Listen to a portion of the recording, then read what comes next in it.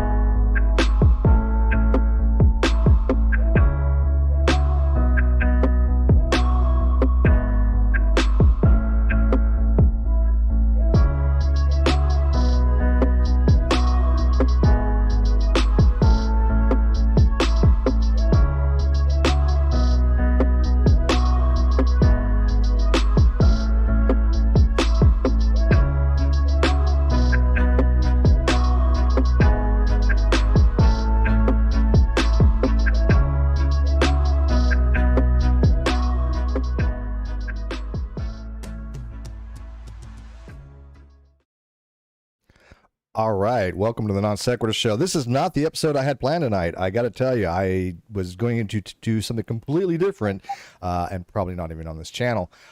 So this is kind of a spur of the moment kind of thing. So kind of bear with me. We do have two people in here in the hangout with us. It's going to be talking about this particular topic. One, we have first and foremost the amazing, the wonderful Red's Rhetoric. Sip. And of course. As you may know now, we have the person of our topic of discussion tonight, Kent Hovind's ex-wife, Cindi Lincoln, who's been on the show before. Cindi. Hi, Steve. Hi. I was going to say it's been a while, but it really kind of hasn't. I mean, it seems like it's been a while, but it hasn't been that long. I can't remember the date. Yeah. So anyways, you dropped this in my lap, and this was a bombshell to say the least. And I was like, man, I got to do something with this. I just cannot sit on this because it can... to me is more confirmational evidence that everything you've been saying in your experience with Kent has been nothing but spot on and the truth, which I've always believed you on anyways. But can you kind of, before we get into this, can you kind of give the audience what this story that just came out, yesterday or today? Yesterday. Today. Yeah. What it is about? Today. Yeah. This is an article at the Daily Beast. And Kelly Weill did this article. I bet she spent 3 weeks on it. She interviewed like 10 of us. She listened to recordings. She called the authorities to get the records for both Chris Jones and Steve Lynn. She nailed this. She definitely did research. I mean, this is no joke. This is long. I don't even know if we're going to make it through because... we're going to try. It's probably going to take a solid hour at least to go through it, especially with two people in here, and especially if Cindi wants to correct little minor errors in here. But the tagline on here, oh my God, this tagline really sums up the article quite well, so to speak. I don't know if it might be too small for you to read, but can you see it?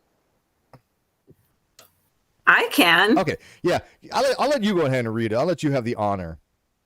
Thank you. Crime and justice. Preacher accused of enabling pedophile at Creationist Dino theme park. And I don't mean to sound so excited. It's just, I mean, this is evil, but no, I love it. No, it's not. It's think about it this way. Remember, I'll speak on your terms. Remember when Christ was upset with the money changers and threw over the tables? It's righteous indignation. Okay, go with that. Not only that, but do you know how many people have called me liars, including Kent, almost every stinking night? Yeah. Oh yeah, but I got to tell you, you have a lot of support in the atheist community, actually more than the Christian community, which is weird. But you have a lot of support. I mean, I remember when you went on. I mean, I arranged it. You had talked to Aspiring Philosophy, and you and Mary Toko, Kent's other ex-wife. That was a amazingly good discussion. Yep. And so. Yep. So read the tagline there after I do a super chat real quick. Lady Firebrand for 2 Australians says, Cindi is a freaking inspiration for speaking out. Absolutely. 100%. Thank you. I really like the little word in red, ungodly, because that's what Kent Hovind would say. However, this is an atheist saying, using our word. Yes, so Kelly is, I don't know anything about her, Kelly Weill. I put her article in the video description, so please go check it out. Give her full attribution and credit for this. Hope she does not mind that we're going over it live. But she's an atheist.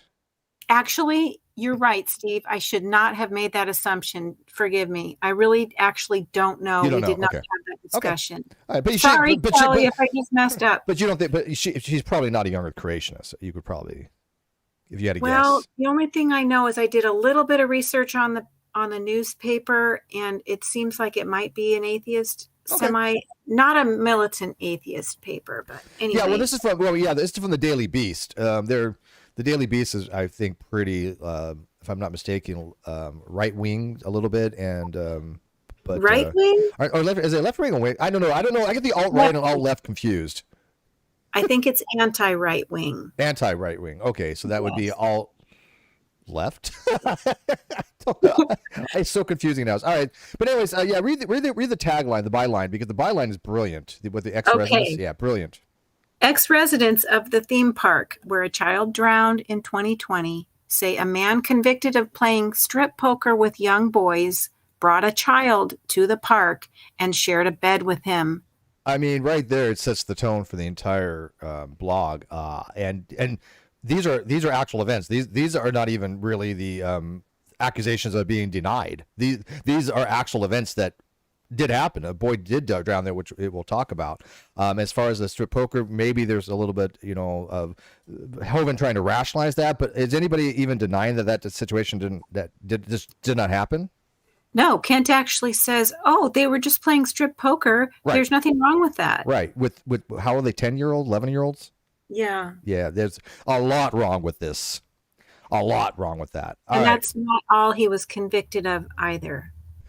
Yeah, well, he was, if I'm not mistaken, before getting the article, if you don't mind talking about it, but he was actually, if I'm not mistaken, he had a charge for a domestic violence against you for 30 days. He got if he didn't show up, it'd be like 30 days or something, wasn't it? He had to show up in court, or to get 30 days, or you'd get suspended sentence. Yeah, but he appealed it. And so we're still stuck in the courts on that. Yeah. Well, the court system sucks.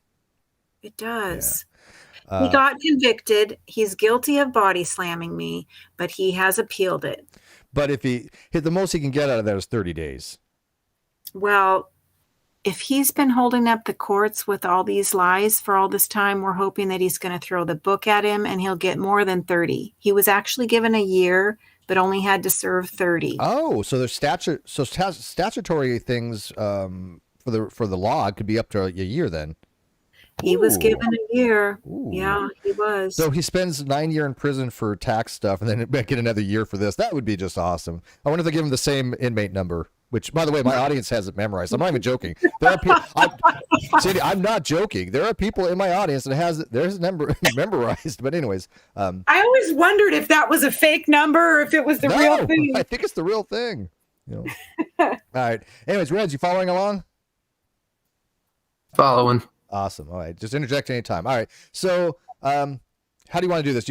I know it's a lot to read, so you want to maybe split the reading between us? Yeah, we'll do it like this.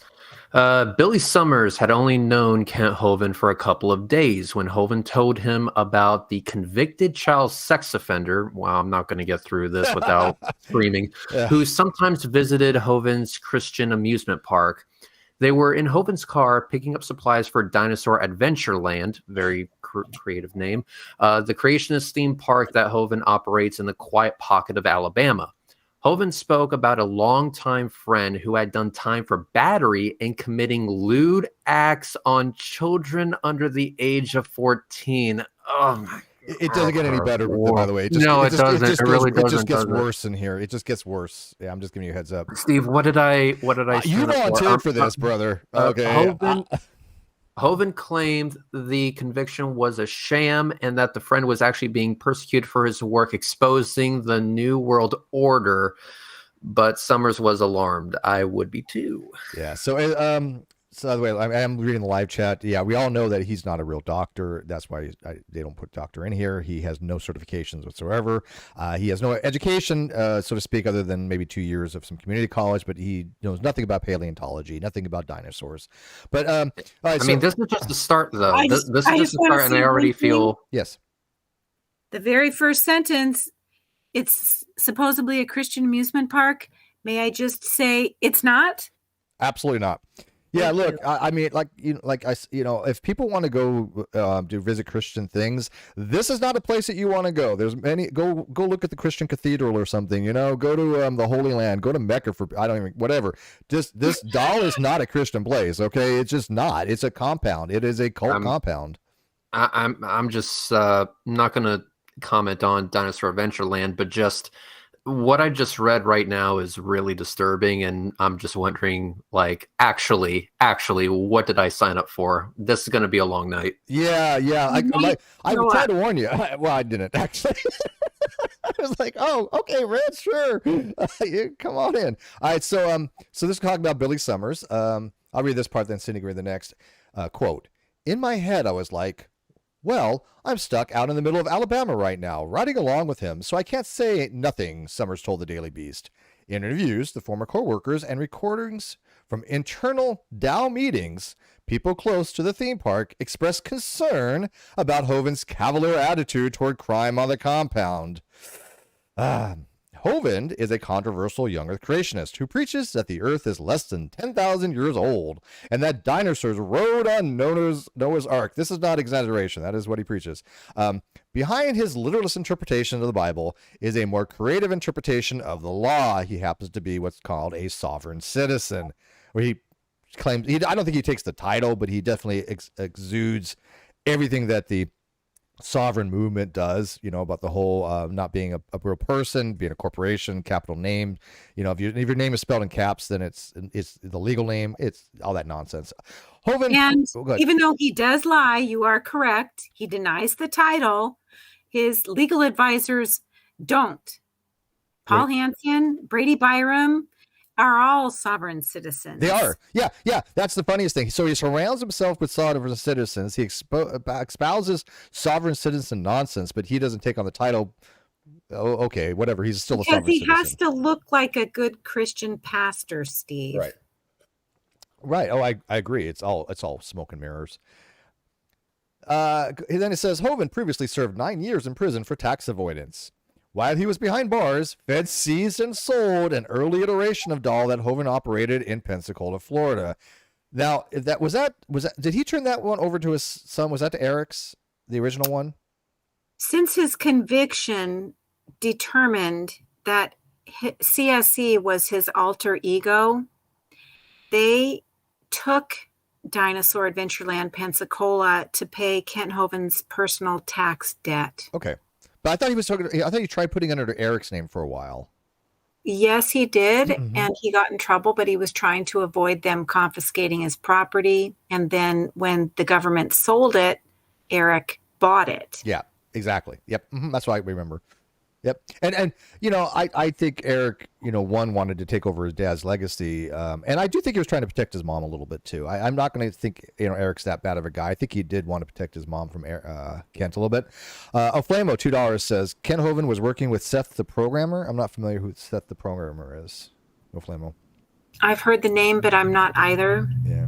But thank you. I don't know who that is, so I can't comment. Maybe Oflamo will tell me in the live chat there. All right. So going on, he says, the park featured a zip line, a, quote, fossil dig pit, a creationist museum, and a tricycle racetrack. What fun! Rather than relaunch the Pensacola Park after the release from prison in 2015, Hovind opened a new DAL in Alabama. This is where you come in, Cindi? Yeah. I showed up in 2016, and may I say, even though it's a subject of a lot of mockery, I would like to be very clear. I am not denying my creationist position. I do believe that the genealogy in the book of Luke sets Jesus, it gives Jesus's history all the way back to Adam. So that's only going to be 6,000 years. And I do believe that dinosaurs were created with all the other animals. Go ahead, All right. crucify me. No, but a zip line? Come on, a zip line?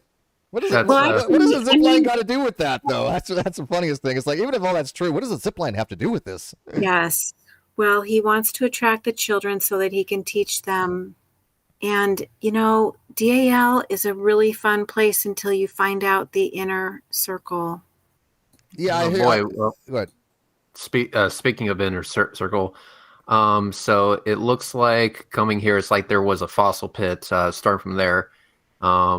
Let's see. Rather than relaunch the Pensacola Park after his release from prison in 2015, Hovind opened a new dinosaur adventure land in Alabama. So that's where we are right now. Yeah, and then Cindy's, but the woes go far. But so from there, it says on the title, I wanted a man of God who I could trust. Since Hovind launched his latest incarnation of DAL, which is Dinosaur You Adventure Land. skipped a line. But Dal's woes now go far beyond Hovind's tax troubles, which shuttered the first park. But go ahead. All right, I was going to let Cindy read, but go ahead. We'll do you next. You got a better voice than both of us. You got that. Oh, please, don't give me that. We love your voice. Yeah, Does he have a course. great voice? It's great. I'm so got voice envy, but go ahead. My voice sounds like a toucan with a kazoo stuck in its throat. You're not fooling anybody. No, that's your face. I've seen you. Yeah. Anyway, since Hovind launched his latest incarnation of DAL in 2016, 2 wives have left him. One citing financial concerns with the park, and the other because he assaulted her. It's a good reason to leave. Volunteers. Yeah, exactly. Volunteers and staffers have also quit DAL over a range of grievances. I can't imagine what.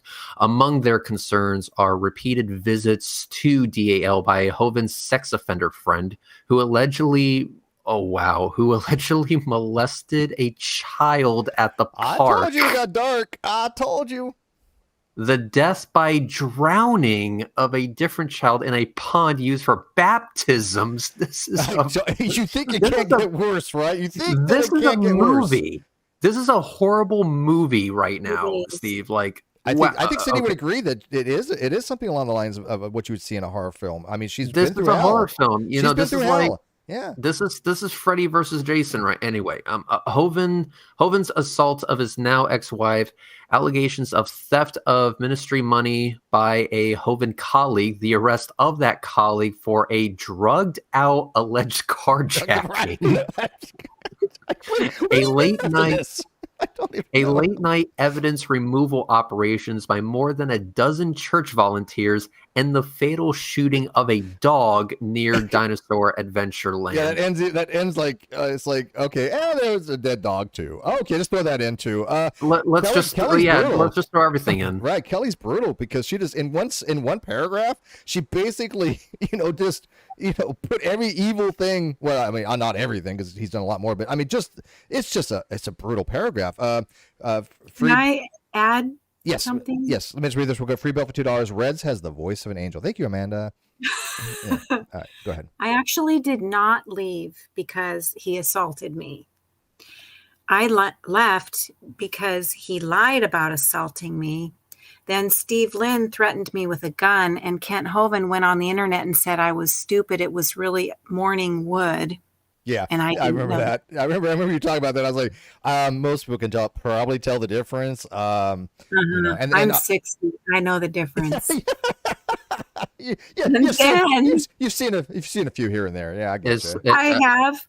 And then he vacated my property where I had evicted him and vandalized it. And Kent Hovind again went on the internet, said, "Oh, she's crazy. Steve would never do such a thing." And then he went on the phone with all of his board members and Steve and planned to put Steve on the board. It should read because he assaulted, or he should actually. It would be better if he said because he abused her, because abuse can be gaslighting, because he gaslit the hell out of you. Yes. Yeah. So anyways, you want to read the next one? The property is gorgeous. You want to go there? Yeah. The property is gorgeous, but it's the inside. The inside of it is what is dark. This is from Julie Shunk, Hovind's former secretary who lived and worked at DAL for 3 years.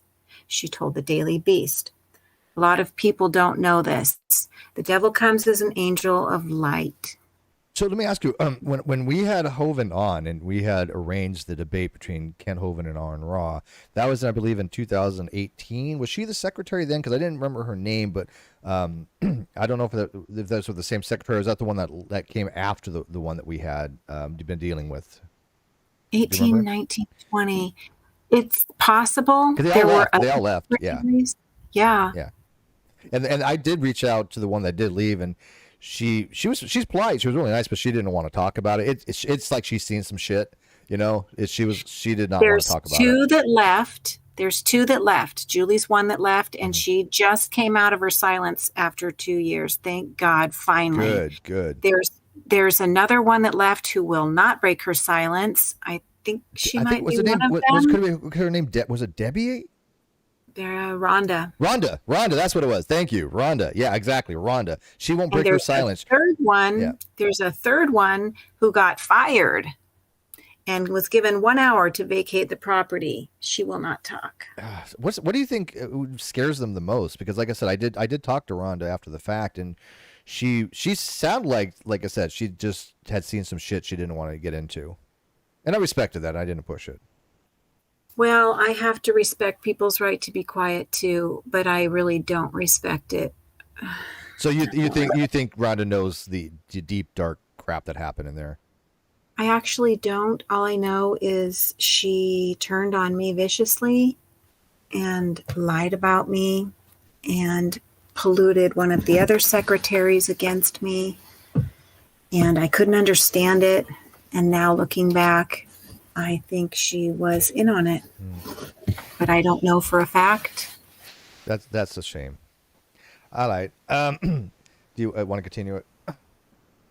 An evangelist with a checkered history. Many of Hovind's flock live in cabins and campers on the 140-acre DAL property in Alabama's rural Conecuh County. The theme park features animals, playgrounds, science center, swimming and baptism pond, statues of dinosaurs, which Hovind and other creationists believe coexisted with humans a mere thousands of years ago. This is a quote from Kent Hovind. The devil, I think, is using the dinosaurs to teach boys and girls the earth is millions of years old and it's propaganda. From Hovind giving a local news outlet. It's not true at all. You know, I just even hate to associate with the guy, even though I would have to agree with some of his things. Oh yeah, I mean, I understand that you believe some of the things that he believes in, but the weird part is, he goes after the kids. He goes after boys and girls, which are not his moneymaker. I mean, the moneymakers are the parents. They donate the money and things of that nature. I think there might be alternate reasons why he goes after children. Now, after reading this, it seems to be a little more indicative of him and the people that surround him, of what they I guess have propensities for. I'm trying to put this delicately as possible. And so it starts to make a little more sense looking back. The thing here is, oh, by the way, I have to tell you, I'm glad you read that because I would not have known how to pronounce that county. Yeah. I knew it. Right. Yeah. No, not a chance in the world. Yeah. No question about it. But yeah, it is kind of, because I mean, the only reason I think he wants to get to the kids is, well, you can figure it out. But anyways. Well, there is the whole homeschool Christian school market. I think he makes a lot of money selling his seminar series to them. But it's kind of like what we were talking about earlier. He doesn't claim to be a sovereign citizen, but he surrounds himself with sovereign citizens. Well, he claims he's not a pedo, but he surrounds himself with pedos. Yeah, and he enables. And well, we've already learned last time you were on that the people that go to the compound usually have a checkered past. And so when they move there, they give up everything. They basically are working for free, and they basically just get room and board and food, but they are, subjugated by him. I mean, they are under his dominion, and if they don't like, like he doesn't like the rule, what they're doing, or they don't like the rules, they can kick him out at any time. And most of these places have nowhere to go. That's correct. It's a psychological manipulation. That's why I consider it to be a cult. Most places I don't, but that is absolutely an indicating what a cult would be if you look at the bite model is manipulation and control. And these people have absolutely no place to go because they say, I'm going to dedicate my life to this guy. They say, and they do sell things. They sell their property, they move. And if they got a checkered past and they can't get hired anywhere, they have fear. They have fear that they're not going to be, finding residency anywhere. It sounds to me like he's trying to make, it sounds to me like he's trying to make his own version of FLDS. There's a lot of, what's so funny? There's probably a lot of carryover with that. I lived not too far from the FLDS. They were in a city called Hilldale. And most of them kept to themselves. They were very, quiet people. But you gotta understand, Steve, that they don't really have a choice but to keep to themselves. Right, exactly. Yeah, exactly. They isolate themselves because they don't want the rest of the world to know the horror that actually goes on within the FLDS communities. And when a lot of that stuff came out, it was bad. It was really, really bad.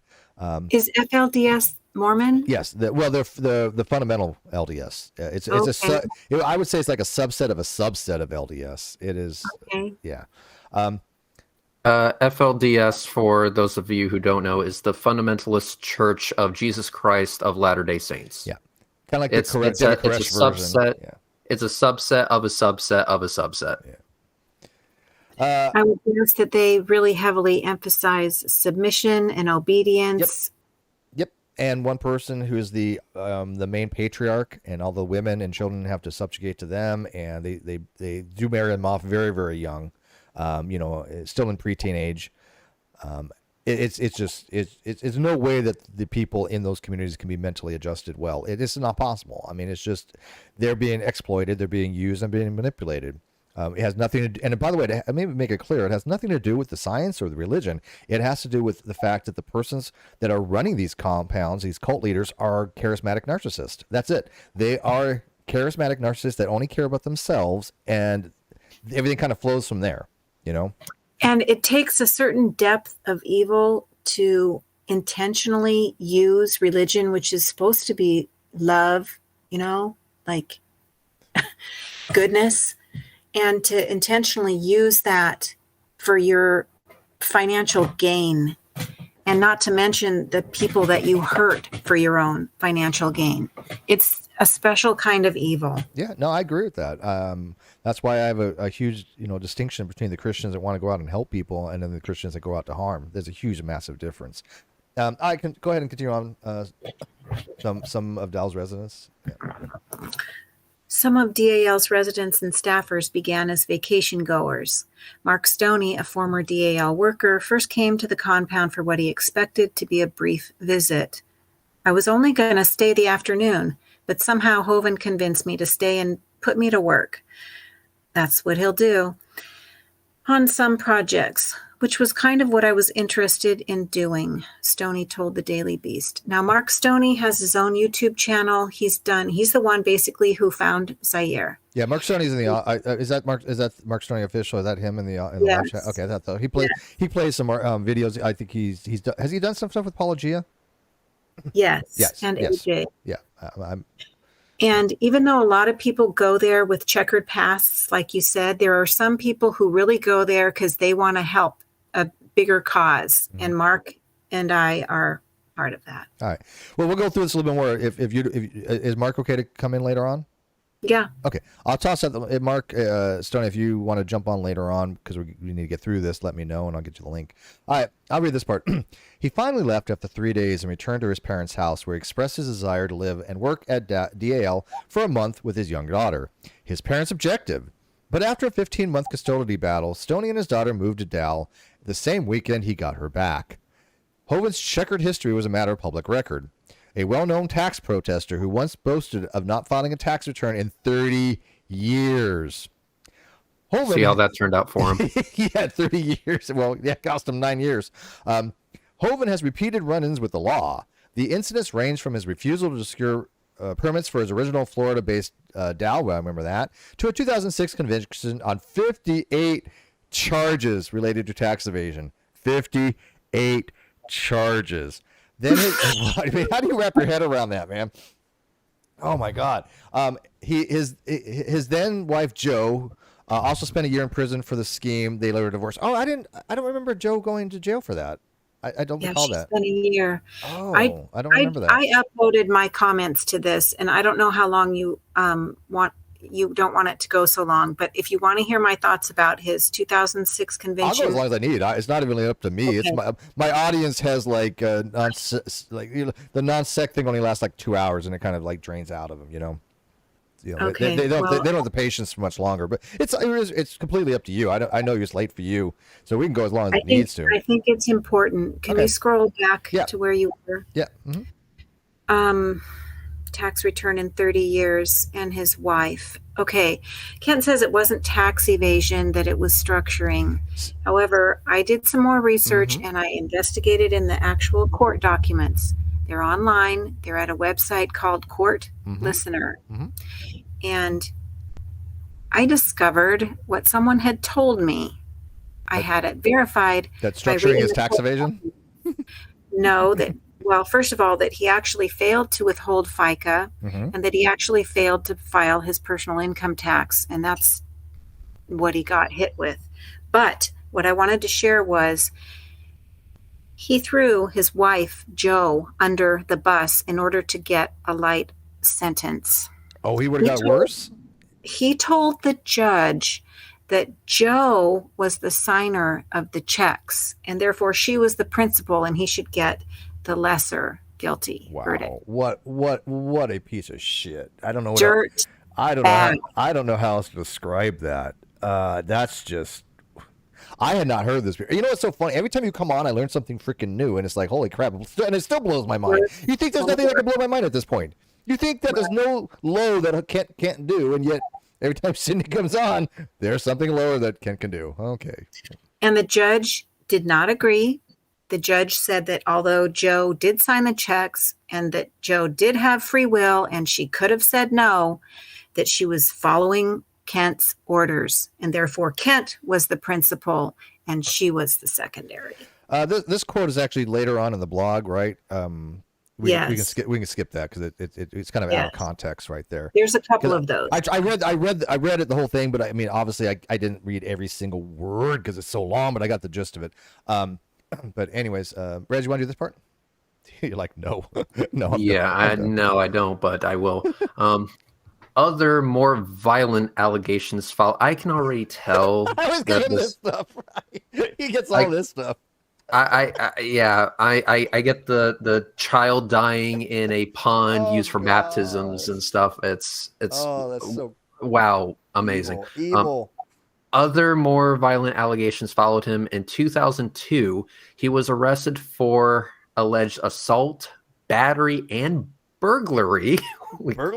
On tenants in a house he owned. The case was later dropped after an alleged victim declined or decided not to pursue the charges. The situation was physically, spiritually, emotionally, and financially draining. I can imagine that. She wrote online at the time. In an interview with the Daily Beast, Hovind denied the allegations, accusing his accuser of attempted extortion. Okay, hold on, please. Okay.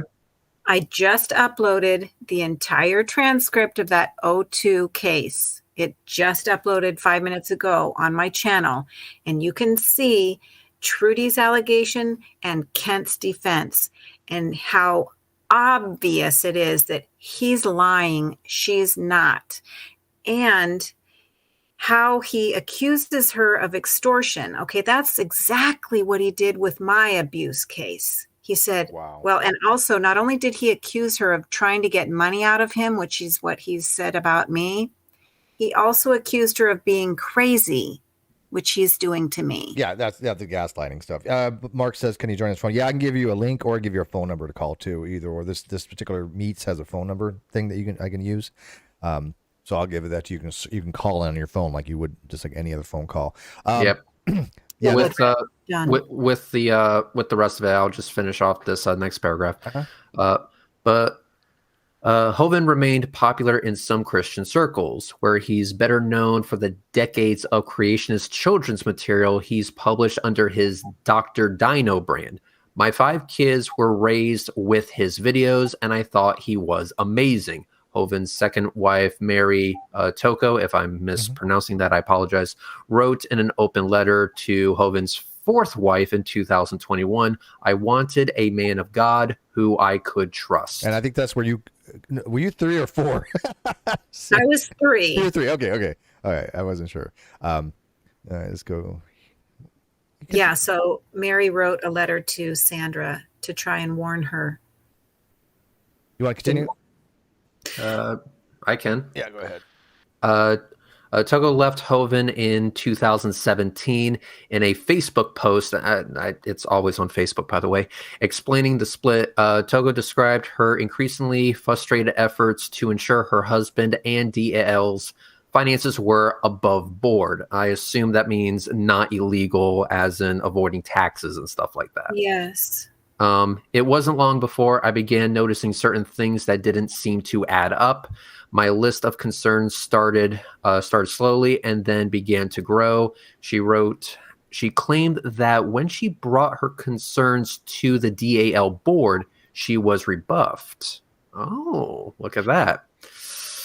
Yeah, if you bring any concerns to Kent, Ernie, any of his upper inner circle, they not only rebuff you, they will twist your words and start accusing you of things that you didn't even think of, like being crazy, like trying to take over the ministry, like trying to steal money from the ministry. They are evil.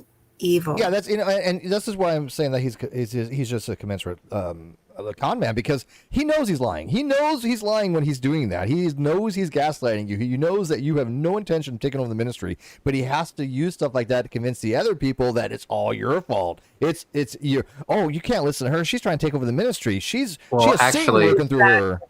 Actually, because you mentioned that, Hovind denied that DAL's bookkeeping was out of order. Shocking. And accused Toko of trying to take over DAL's board. There's nothing wrong here, he said. We have CPA. I doubt that. We have CPAs that do all of our stuff every year. Our trustees keep track of all that stuff. There's never been any illegal dealings. So let me ask you, Reg, do you think a person who was convicted of 58 counts of tax evasion, do you think that their word is any good when they talk about the CPAs doing all their stuff and there's nothing illegal going on? Would you trust that kind of person? I would immediately call bullshit. Yeah. His CPAs are like him. Yep. As are his trustees. Oh, now this is where Cindi comes in. Would you like to read about yourself, Cindi? Okay. Cindi Lincoln, Hovind's unfortunate third wife, also said she was initially charmed by the charismatic preacher. She first encountered Hovind through his video series while she was teaching preschool. After finishing the series in 2016, she learned Hovind was looking for workers at his new DAL. She packed her bags. Well, actually, I went to visit first. I spent 3 weeks there, loved it, went home. Then I packed my bags and moved from California, where Steve is, yay, to Alabama, where the theme park was still under construction. So similar to Mark's story. Yes. Okay. All right. I started out in a tent. A tent? Yep. A tent. So you I came to get money from the ministry, but I stayed in a tent. Yeah. And ended up Mrs. Hovind. How is that not a compound? Yeah, well, that's 5-star accommodations. Yeah. Well, I was supposed to stay in the hen house, which is what they called it would be the equivalent to a man cave. But for girls. Oh God! And I couldn't handle that, so I went in my tent. God, what is that show called with the women in the red and they put the blinders on? What is that show called? I can't even think about it. But that's what it is. My audience will tell me. I cannot. It's called The Handmaid's Tale. The Handmaid's Tale. There you go, man. You were living that. You were living the life.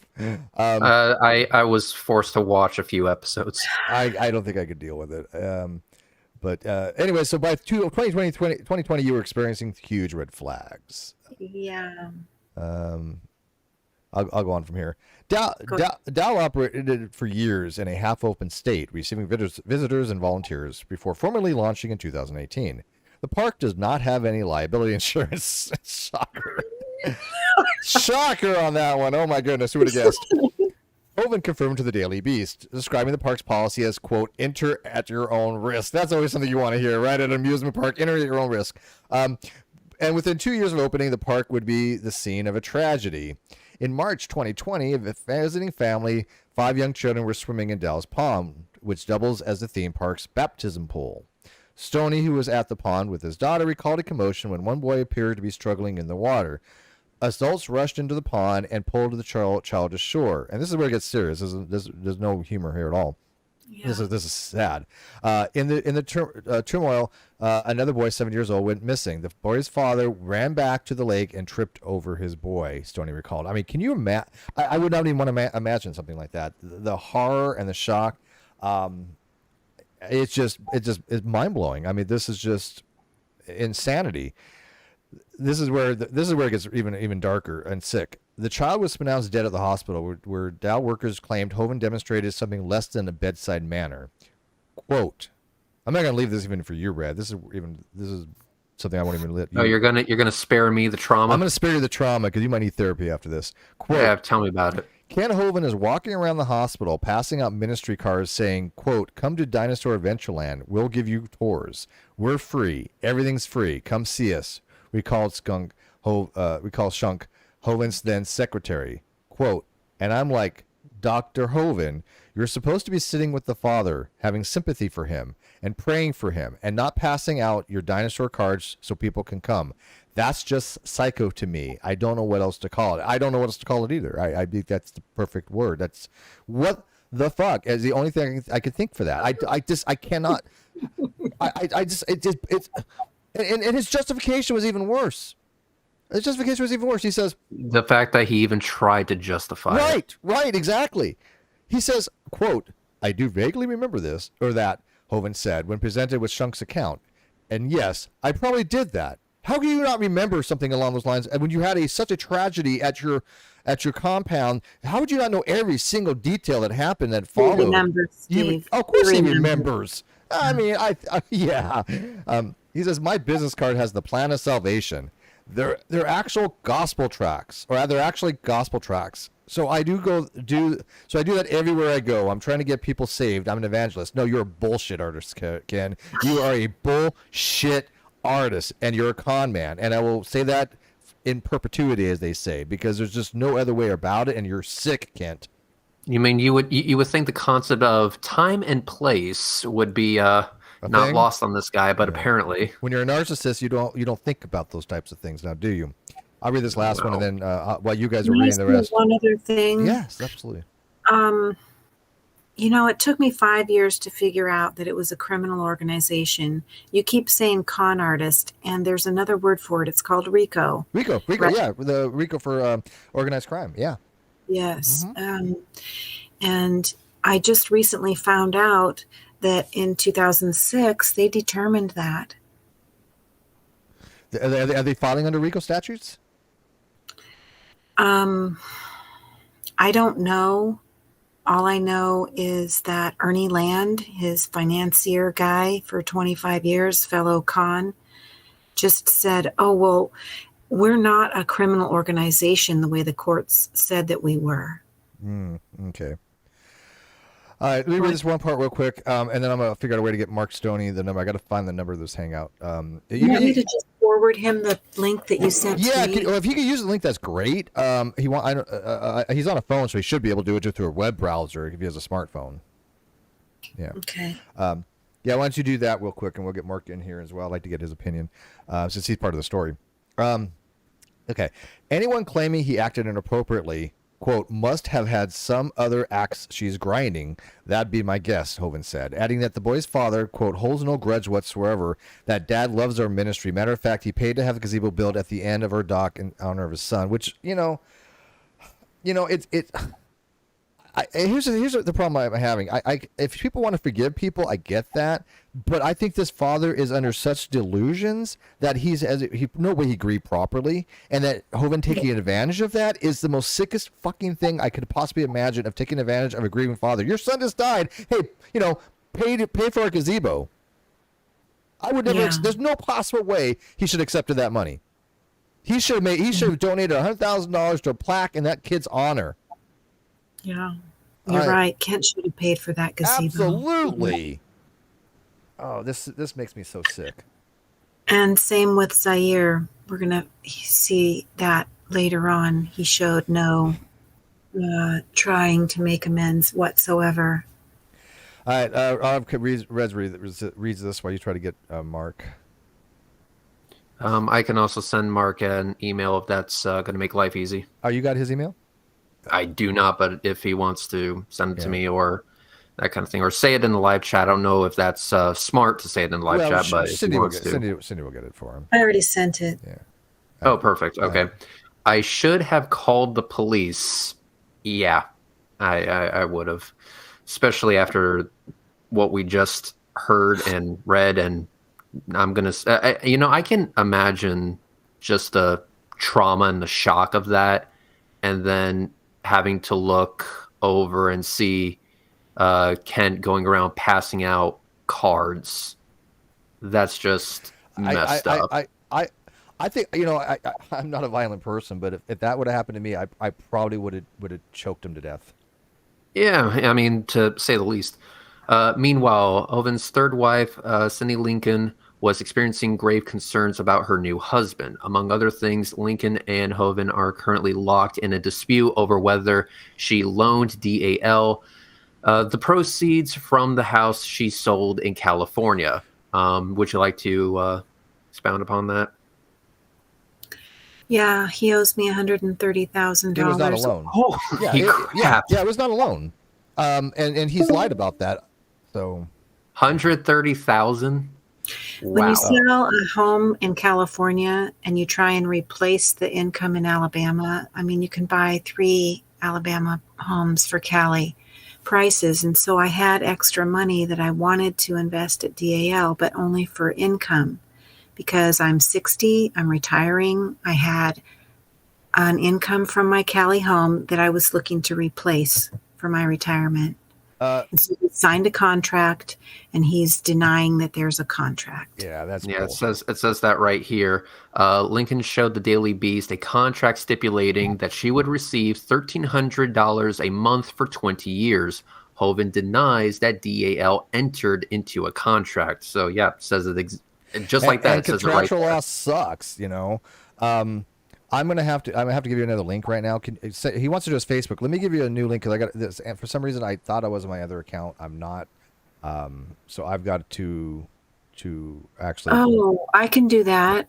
Yeah, let me actually give you another link real quick. So I got to do this real quick. I got to do that real quick. Give me 1 second. And then send it to his Facebook. But I guess I'm gonna have to send you guys a new link myself because this one ends in 10 minutes.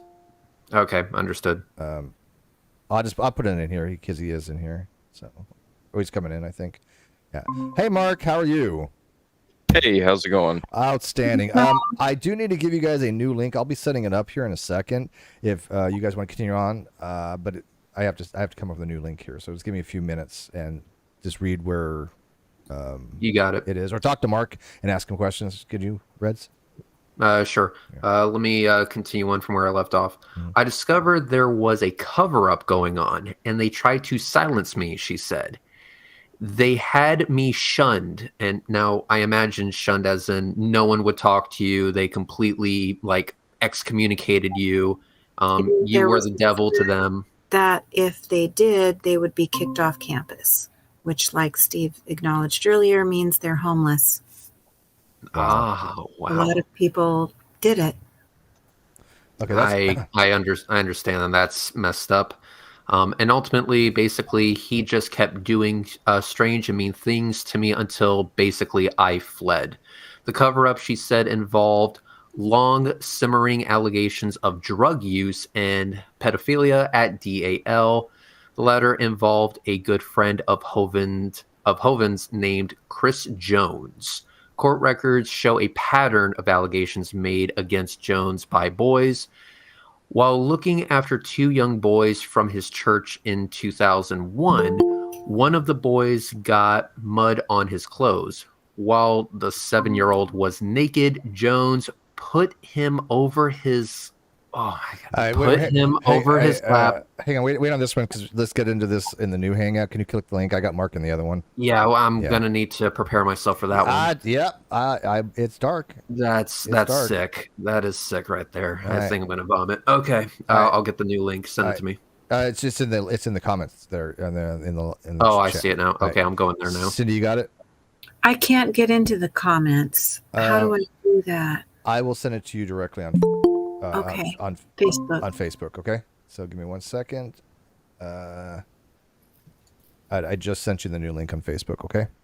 And I'll and this one. Yeah, I see that you see it. All right, new one.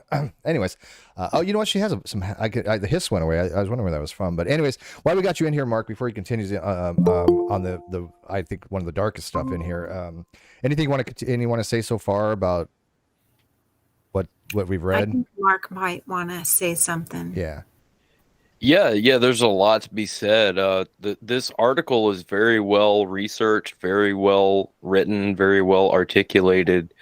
But I kind of want to make an emphasis of the fact that none of it's really news. None of it's new information. This is stuff that's been out for a year plus, maybe 2 years even.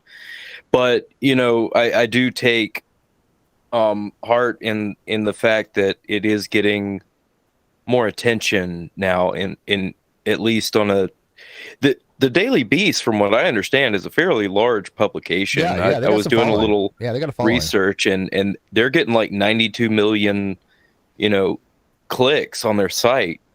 People interactions with their website per month. That's significant. So if this story gets out there, it could really mean a lot of trouble for Kent, and he's going to have to answer for a lot of things, and a lot of these things he's been dodging and avoiding for the past couple of years, ever since this anti-Kent Hovind campaign has kind of kicked off. Yeah, and you mentioned that it's nothing really new, but it's been consolidated in a way that's easy to digest and out there. Because when Cindi kind of came around, and by the way, make sure the outside can hear us. Somebody said they can't, but I think it's them as Willie Mays, who are, by the way, a younger creationist.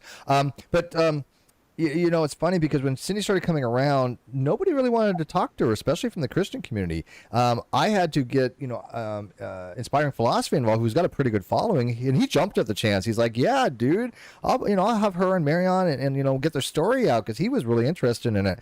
And yet it was more him and a lot of atheists that were willing to get Cindi on and talk about it. But most of the Christian channels wouldn't touch her with a 10-foot pole. Yeah. Right. Well, the confirmation bias kind of works both ways. I mean, you want to embrace the information that makes your side look good, but at the same time, you kind of want to shy away from the uglier parts, which Kent Hovind is certainly a ugly stain on Christianity and creationism as a whole. But here's the thing: it makes them all look bad. Look, I'm kind of infamous. I call out my own. I mean, before I was going to do this story tonight, I was working on something for against, no offense, Aaron Ra, who I appreciate and admire his biology, but I got major issues with him when it comes to other things. And so I was doing that by calling out one of our own, because I'm a non-believer. Aaron Ra's a non-believer, but I believe in policing our own because it makes the other people better. And so Christians that are not calling out people like Kent, they're doing Christianity a disservice. And that's why I appreciated Inspiring Philosophy, willing to step up to the plate and go, yeah, I'll call him out, because he's definitely Christian. I agree. Call him out. 100%. Absolutely. It makes Christianity look bad that we will not police our own. Exactly. Yeah. And Inspiring Philosophy agreed with that 100%. And I think he did again, masterful job having a discussion with you and Mary. It was really, really good. I do too.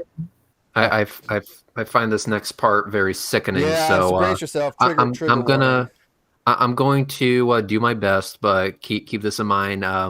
No promises. Yeah. Court records show a pattern of allegations made against Jones by boys. While looking, I think where we at here. It's the underneath the cover-up section. I got you. Okay. Yeah. All right. Court records show a pattern of allegations made against Jones by boys. While looking after two young boys from his church in 2001, one of the boys got mud on his clothing. While the 7-year-old was naked, Jones put him over his lap and hit him on the buttocks, the court found. In 2004, Jones befriended 3 other boys, aged 9, 11, and 12. Wow. Defendant Jones told them before they watched the movie, they had to play strip poker. A court decision reads... this is a court record. This is not, just supposition. This is actually in a court record. That's disgusting. Right. And it's not just the initial court records. This is not just the original trial and transcripts and charges and everything. This has also been upheld in an appellate court. Mm-hmm. So this is twice confirmed. So Hovind knew all of this, though. Yeah, for sure. I can confirm that Hovind knew. I sent him this information. There's the appellate court's decision is published on justia.com. It's easy to find, and I sent that link to Kent, and he read it. He even admitted in the text that he had read it, and he had no concerns about it because he's convinced that Chris Jones was set up by the Illuminati. This wild conspiracy theory. Are you serious? Yeah. He said he claims that because Chris Jones took some video at Bohemian Grove, and you can actually see these videos on a YouTube channel titled Bohemian Kyle, and they're innocuous videos. There's nothing going on. And there was a book that he was highlighting in one of the videos showing some pages, and you can actually purchase this book on Amazon. So there's nothing to incriminate Chris Jones, to justify the Illuminati. Even if this was a real thing, there's just nothing there for them to justify a witch hunt against Chris Jones. Wow. It's just crazy. It's crazy. It really is. And Theo, Lies of the Devil, was pointing this out. And even though, he and I had a little bit of a beef with each other, I respected the fact that he was willing to come out. And he was talking about this stuff long before anybody else was, actually, believe it or not. Right. And it's a shame people didn't listen. And by the way, I listened to him, and I was like, Theo, I actually believe you, but... And so I had him on. Well, Theo actually got in touch with my parents before I moved to Dinosaur Adventureland, and instigated basically my parents took custody of my daughter while I had gone off to DAL. But Theo was the one that contacted them, and I had a lot of hate towards Theo at that time. But I was under Kent Hovind's spell, and he was saying that Theo was trying to steal the ministry, which is something that's mentioned in this article as well. That's a common threat that Kent has against people. Yeah, they're trying to steal my ministry. Right. And none of us ever wanted to steal anything that Kent had. We wanted to help him build and add to what he had built. There was no intentions of theft in there. We wanted to make it better. And it's so funny because he's not paranoid. I think he literally just makes that shit up. I don't, because 100%. There could be obviously, okay, but he's so paranoid as a cult leader, but I don't think it's that at all. I think he knows damn well he's bullshitting and making that up. Yep, he's lying through his teeth. And also he had a paranoid drug user in his ear constantly telling him, this is Steve Lynn I'm talking about, telling him that anybody that would call out Kent's contradictions or Steve's misdeeds, that they were trying to steal the ministry, and Kent believed it. He believed every word of it. Steve had some kind of power over Kent, and he just bought all of it. I mean, Steve was my contact point whenever I had Kent on, so I had a lot of dealings with Steve and a lot of deals with Rhonda. So you're familiar with Steve. Oh yeah, and plus, I've had Cindi on numerous times, and so I know all about that stuff. And again, I'm not going to go into the specifics, but I can definitely say I have my own personal beliefs why he has some hold over Kent. Let's just say I think they're probably more than just friends. Well, he's outright told me that he has some information that the board of directors over CSE has put some kind of gag order on Steve that he's not allowed to talk about it. And when he mentioned this to me, when I tried to get more details out of him, he was like, I never said anything about it. I don't know what you're talking about. Just instantly avoided it. So there is something to that relationship. We'll continue in a second, but did you listen to Cindi last time she was on and she was talking about the laptop and the screen shavers and the things that Steve had on his computer? Yeah. I was part of that conversation when it was first coming out as well. It's anyways, okay, continue on, Reds, if you can. Yeah, I'll start from top just because I think it needs to be repeated, even though it shouldn't be. Yep, go for it. But this is just disgusting, and I think it drives the point home. In 2004, Jones befriended 3 other boys aged 9, 11, and 12. Keep that in mind. Defendant Jones told them before they watched the movie, they had to play strip poker. A court decision reads, defendant produced a deck of cards and explained the game to the boys. He dealt the cards, told the boys who won or lost each hand, sounds like a setup, and directed the losers to take off some clothes. The boys did as instructed. Alex M. remembers he and Anthony M. stripped down to their underwear. Anthony M. remembered only himself getting naked. E.G. remembered the other 2 boys stripping him naked and took off their own shirts. During the game, E.G. noticed defendant's dick was getting larger, and you could see it through his pants. Absolutely disgusting. This is called grooming. This is the technical term for grooming. That is grooming. It's 100% grooming. That is grooming. That's the behavior of a pedophile. Yes, that's exactly what that is. Yeah, because they're trying to normalize that stuff. They're trying to. That is the behavior of a pedophile, and I just want to highlight that beginning part again, and I want to comment on this. When it says here that defendant Jones told them before they watched the movie they had to play strip poker, and all of this is coming from a court document. That means that this shit is not just hyperbole. Yeah, this is serious. This is disgusting. Real quick, because whenever we talk about Hovind, they had some defenders coming along. Just to make it very clear, so Mark could say it again. Hovind was aware of this. There's no need to connect the dots. The dots have already been connected. Hovind was well aware of this. He didn't care. This is not the only pedophile in Kent's inner circle either. And I want to point out that the story about the strip poker is slightly different than the story Chris Jones told at the meeting that's on the recording on both me and Mark's YouTube channel. Is that the where he said he threw some kid, like 11-year-old with his underwear in his pool or something? That's one of several stories, but he claims that but even still, he only played the strip poker game to teach the boys a lesson. Oh, so he did agree. Okay, so I just want to make sure that I heard you right. He did admit playing strip poker with 9, 11, and 12-year-olds. Yeah, he did admit that he did it. And he didn't see a problem with this. Right. Can't justify it. What lesson could be possibly taught? That's just I don't even have words. I mean, that's just what the fuck. So basically, just to illustrate this in easy terms, is that even though Hovind may not have been the one to commit this act, he still has the same distasteful moral compass as someone who would engage in that act.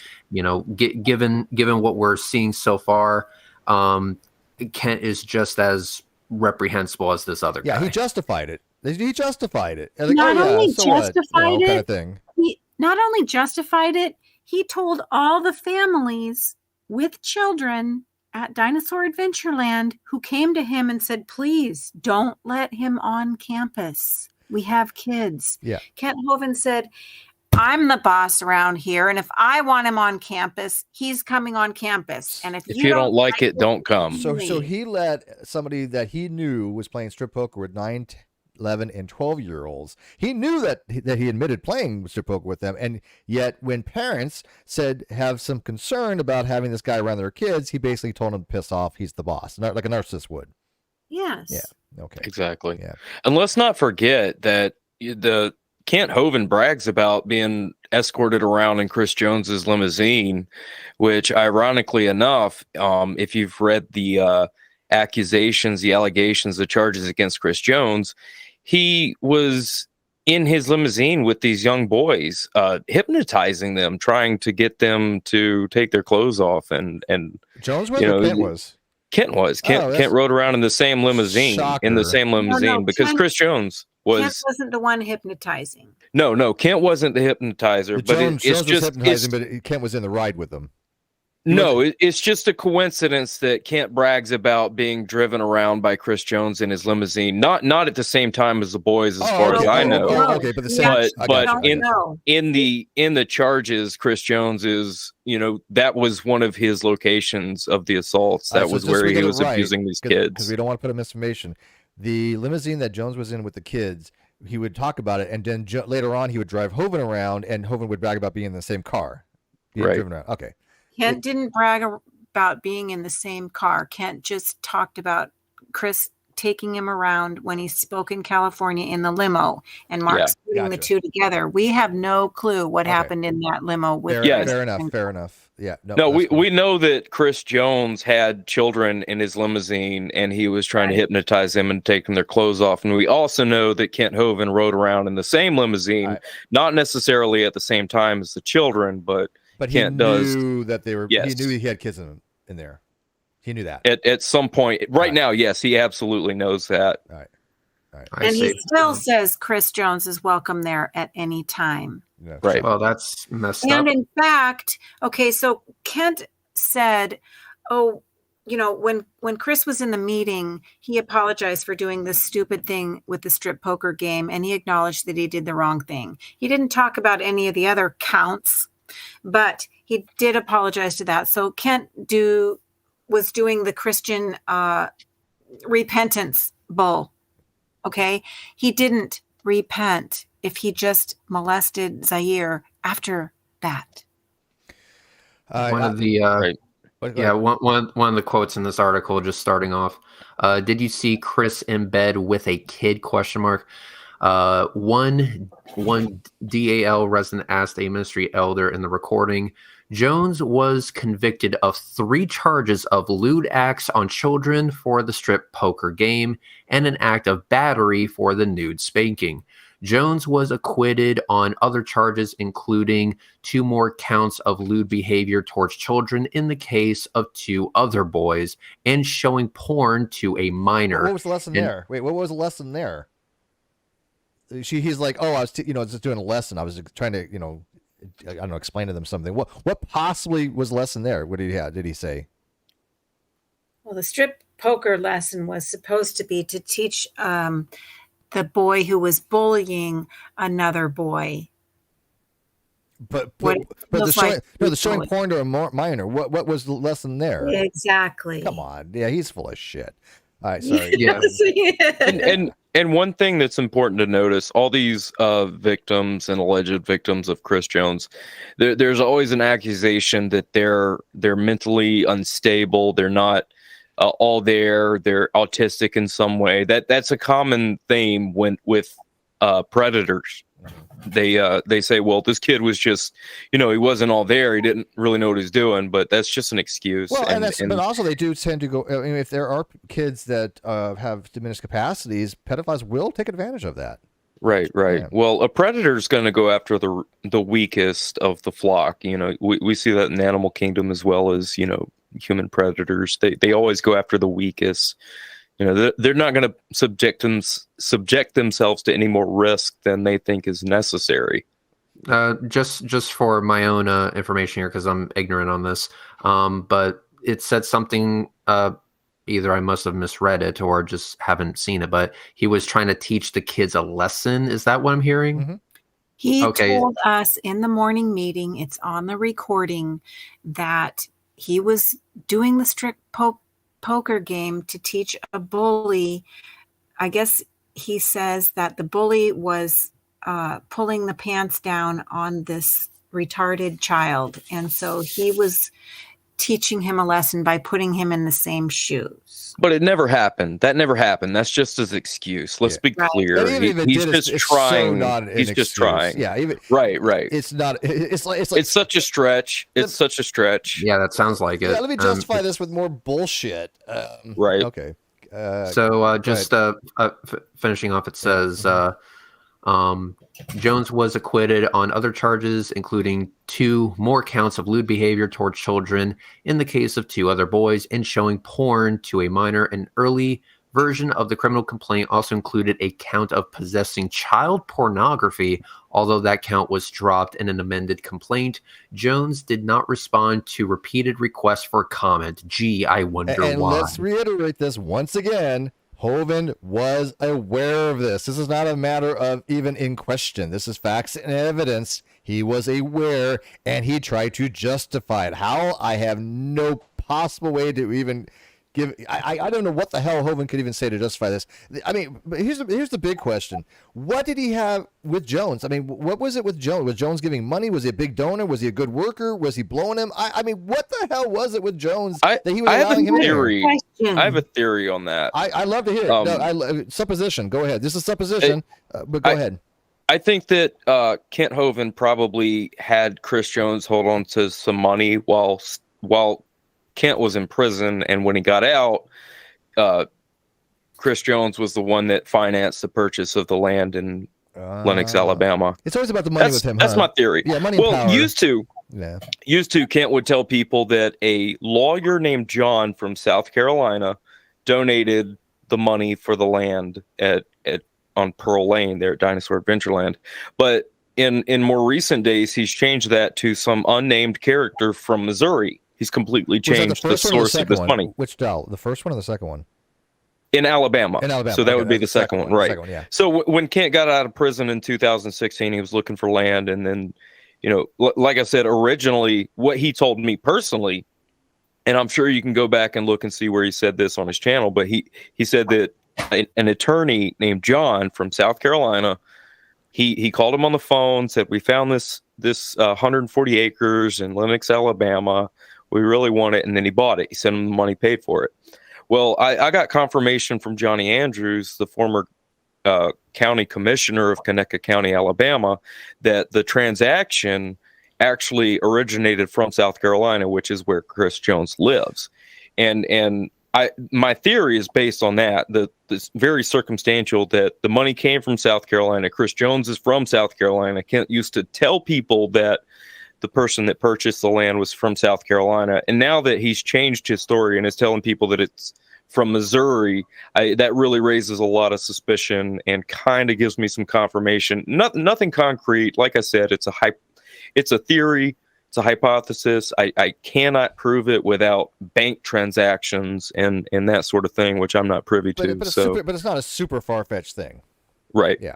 Not only that, but let's say it's true. Money is not enough to cover for pedophilia. Definitely not. I mean, but see, you have to look at it from Kent's views in his brain. Do right? I really have to though? I really have to? But think about it. Kent is all about Kent, right? It's all about the worship and adoration of his followers. That's all he gives a shit about. He wants to be worshipped. He thinks he's about as close to God as you can get incarnate. And so money is a power thing for him because money buys that attention. Money buys the ability for him to reach more people, so he gets more of that narcissistic supply. That's my theory. Fine. So basically what you're saying, Steve, is you got to find yourself a woman that loves you as much as Kent loves Kent. Wow. Yeah. Good luck with that. Yeah. I don't think, no offense to Christians, but I don't think Jesus loves people as much as Kent loves Kent. Okay. No, there you go. So when Billy Summers visited DAL as a guest in 2017, he learned of Hovind's close friendship with Jones after mentioning that he lived in Aiken. I might be mispronouncing that. Apologies. South Carolina. Hovind replied that he knew a man from the area who sometimes visited DAL. Unprompted, Summers said. Hovind began explaining that Jones was a convicted child sex offender, but that the charges were trumped up and that Jones had merely been playing strip poker with children. And by the way, Hovind said something like, but he, Jones, stopped at their underwear, so they did nothing wrong, Summers recalled. Now remember, this is Hovind's words, right? I make sure that it's not the author. She's basically saying, Hovind's just going, yeah, well, it was just merely playing strip poker. They were playing, but they stopped at underwear, so they did nothing wrong. That's his words. That's sick. That's his words. So that debunks your little chat Hovindites that are saying, oh, Kent didn't know. That's recorded. Now, Billy granted, Summers has the voicemail. was there? Because I was going to say this is Summers saying this, that, Summers is recalling Hovin's words, but there's actual recording of that exact same thing. I'm saying, and listen, if anybody needs confirmation of whether Kent knows about the validity of Chris Jones's conviction and subsequent appeal that was upheld, I have a text message on my phone that I can send you a screenshot where I send this link to Kent, ask him if he's read it, and he confirms that he has. By his own admission, he knows, he's aware. He denies it. Wow. Let me go ahead and go against the grain here and Chris actually Jones speak directly. I'm going to speak directly to the chat for a second. Right, yeah. One second. Cindi, who's this? Who's the picture of? That's Chris Jones. Chris right Jones. there. Okay. All right, that's Chris. Okay. Go ahead. All right. I'm going to go ahead and ask the chat something. Well, actually, only one person in the chat. This C Science guy. Mm-hmm. C Science guy. Quick question. Going to go against the grain here and talk to you directly. Do you believe that playing strip poker with children is okay as long as you stop at the underwear? That's a great question. That's a please answer that question directly. And I know C Science is Young Creationist. I remember being to their channel before, if I'm not mistaken. I think I actually Eve may have done a review of one of their videos, if I'm not mistaken. But that's a good question. There's only, by the way, should only be one correct answer to this, but we'll see. There really only should be one correct answer to this, but I'm curious because this idea that Hovind did nothing wrong, BS. Well, let's go ahead and see if he's going to hold himself to that same standard. So, do you believe, C Science? Do you believe that playing strip poker with children is okay so long as you stop at their underwear? Yeah, C Science has Creationist versus I think he does things like G-Man does, just like evolution versus Creationist stuff. But yeah, I would like him to answer that question. He says, "Hey, I'm not defending Jones." That's not the question. We didn't ask if you're defending Jones. I want you to repeat the question so he understands it in a absolutely, Steve. Very non-ambiguous way. Yeah, I'm more than happy to, Steve. So, C Science, once again, do you believe that it is okay to be playing strip poker with children so long as you stop at their underwear? And by the way, I have talked to Standing for Truth today. A matter of fact, I was using his antiquated. Are you kidding? Yeah, hang on. Hang on. Let's read this last comment. What's hilarious is you haters are trying to connect Hovind to that strip poker story. Geez. He defends it. Okay, he defends this story. He says, Kent Hovind says it's okay because they stopped at their underwear. There was nothing wrong. And yes, Kent Hovind is connected to this story. And notice how he still hasn't actually answered the question. That's very telling. We're not haters. We're trying to help people not get raped. Yeah, I mean, C Science. Check it out, C Science. We give you an opportunity to at least appear like a decent human being, and you shat over that opportunity. You literally just shat over that opportunity because I see shit just falling off your name right now. It's like getting on my hands. It stinks. Okay, no offense, but I've heard Reds ask hard questions to flat earthers. Well, 1 + 1 = whatever is a hard question to flat earther. But you had a softball fucking question. All you had to answer was no.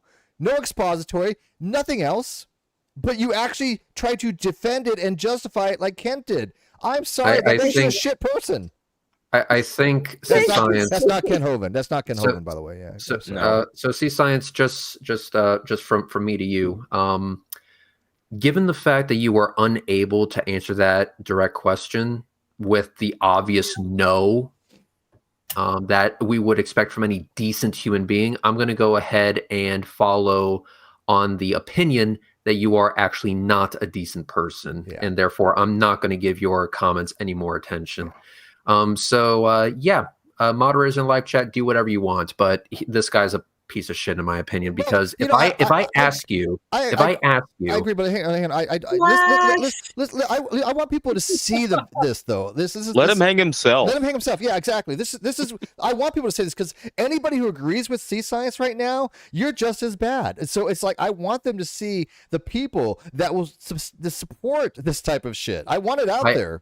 All right, fine. Yeah, that's fair. That's fair. Like I said, do whatever you want. But literally, I asked this guy if he thinks it is acceptable to be playing strip poker with children so long as you stop at their underwear. I asked him that. It's a very easy question, and he can't answer Oh, it. and by the way, Imagine that. I know he has online hangouts, so I would invite him in. And if CS Science, you want to defend that on air, I will allow you the opportunity to do it. If you guys, That would be fun. What were you going Oh, to say that'd be about fun. standing for That'd be fun. truth?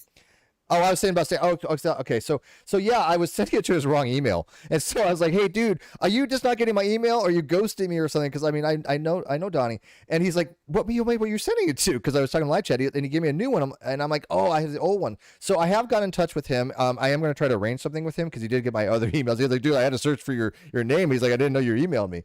So, if I can get something going with Standing for Truth, because, we have a good rapport. I've read his stuff. I don't agree with any of it, but we have a good rapport.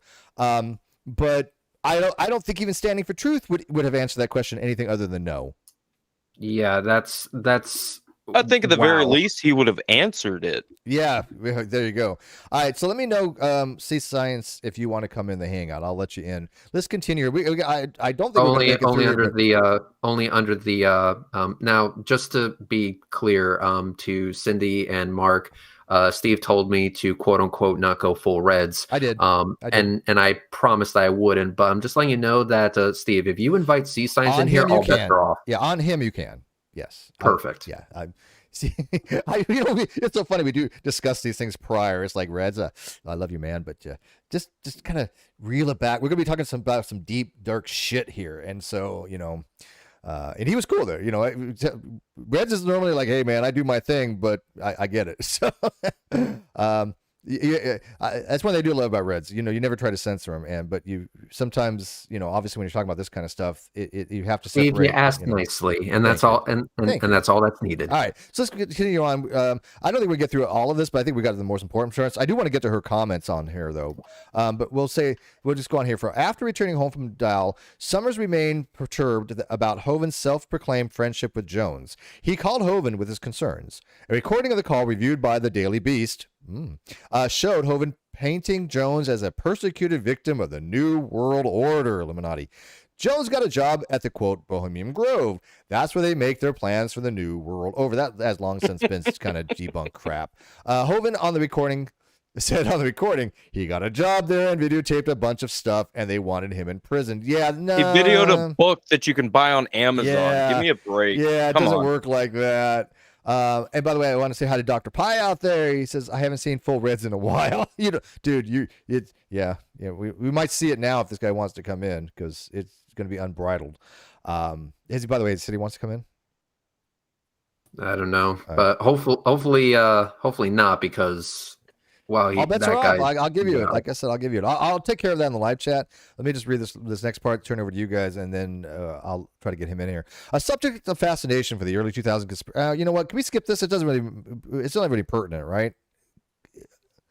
We want to go. Mark already addressed it. Yeah, let's go. Exactly. Let's go to the actual crime. He says, quote, my actual crime.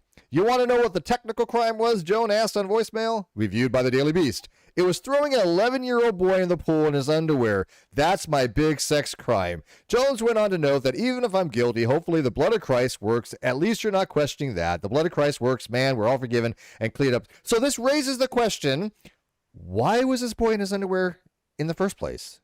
By a public pool, too. By a public pool. I mean, And what does this have to do with strip poker?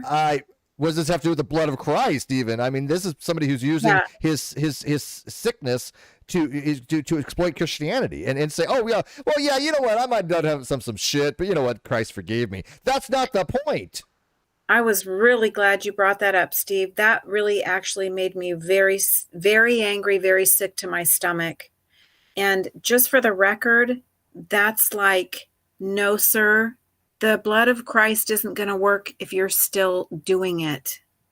Yeah, it doesn't sound like there's any contrition. It doesn't sound like there's any remorse. It doesn't sound like there's any change of behaviors. There's the link, by the way, the science film. There's the link to join. You have a direct look access. At what he says. Look at what he says. Even if I am guilty, you know, even if I am. Wow. Kent always uses that same kind of rhetoric. Wow, there's certain things you would say on a small thing. Yeah, you know, even if that was the case, who gives a shit? This is not a small thing. This is not a small thing to be saying something like that with. But all right. So I gave him the link. You guys going to continue? Among Dow residents, Summers' video contributed to a creeping awareness of Jones' past. By November of 19, when Jones made one of his occasional visits to DAL, residents were uneasy. Shunk, Hovind's then secretary, recalled Hovind coming into her office and explaining that Jones was innocent, but that people were freaking out. By the way, he ran away. He said, his as a response, he said, LOL, a link to talk to Hovind's jealous ex-wife. Yeah, you sound so jealous, Cindy. I'm telling you, I could just sense the jealousy in your voice. And then he said, see ya. So we haven't even talked about Sandra. Yeah, so it's probably Steve. You know what? I don't remember. I remember his channel having these, the evolution videos. But you think it might be Steve Lynn? Yeah. Yeah, because they're. If they're not going to try to come in here, I mean, you can go to his channel. I mean, I could. What's the channel name?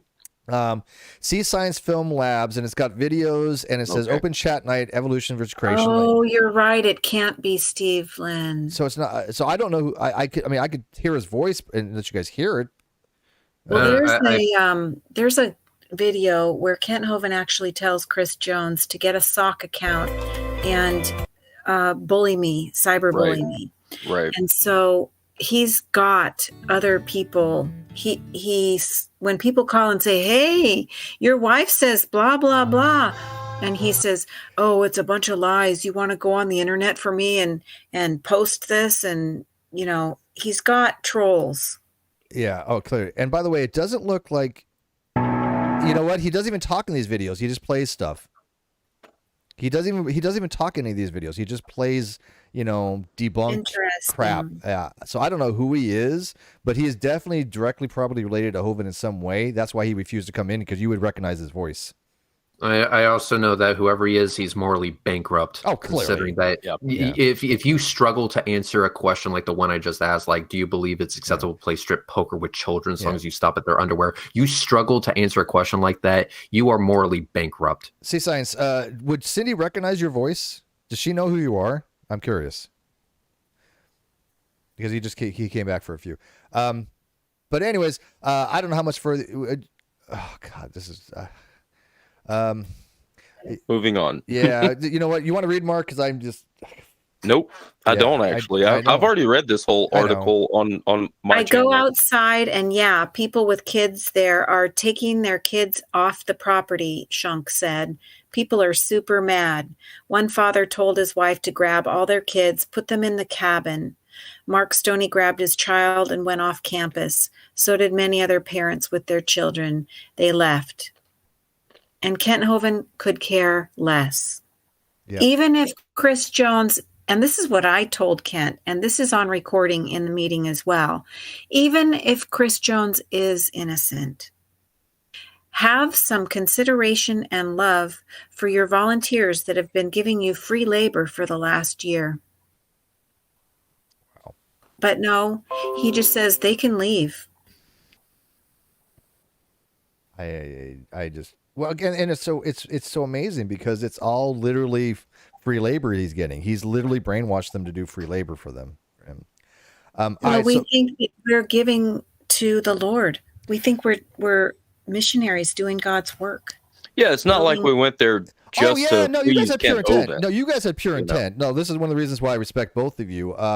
You guys had, I literally believe, had pure intent. And after you started seeing some things, you're like, okay. And yet the difference is that other people saw it. Some people left. We know, like Theo left. We know that Rhonda left. We know that the one secretary after that and left. But there's still people that stay. There's still somebody in my audience right now that's justifying this type of behavior. Yeah, it's disturbing. We know one guy that's been there for over 6 years. He knows all of it. Mm-hmm.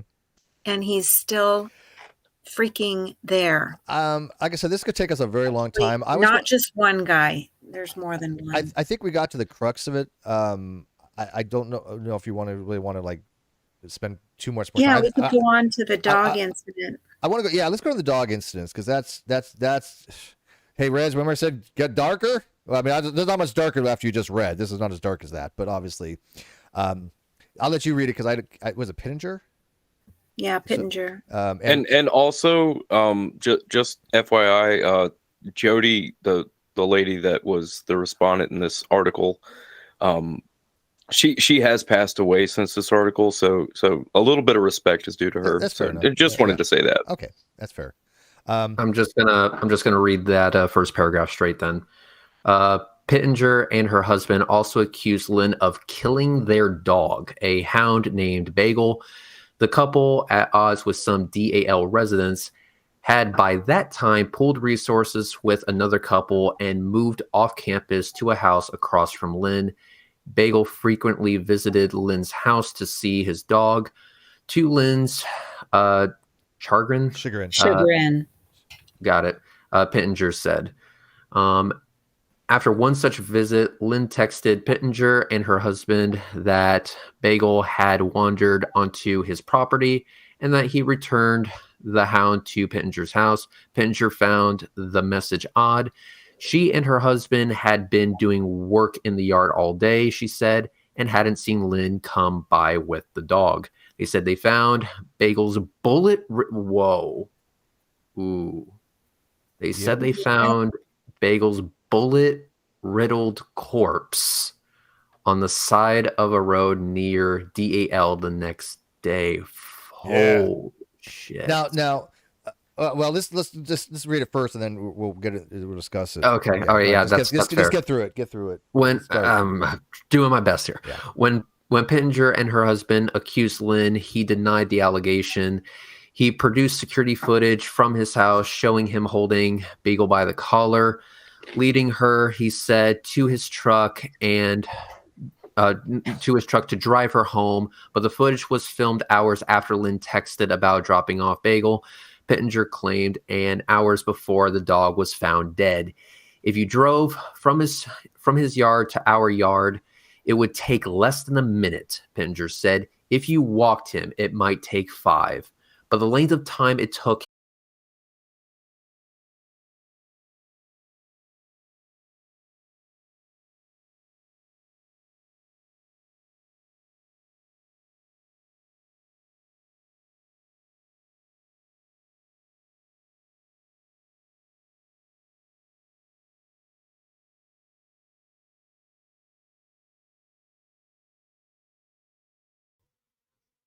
playing strip poker with children is ever kosher. All right, let me make sure. Are we back? It looks like everything's working right. I'm streaming. It's got a connection, so let me ask that. Yeah, are we back? Is. All right.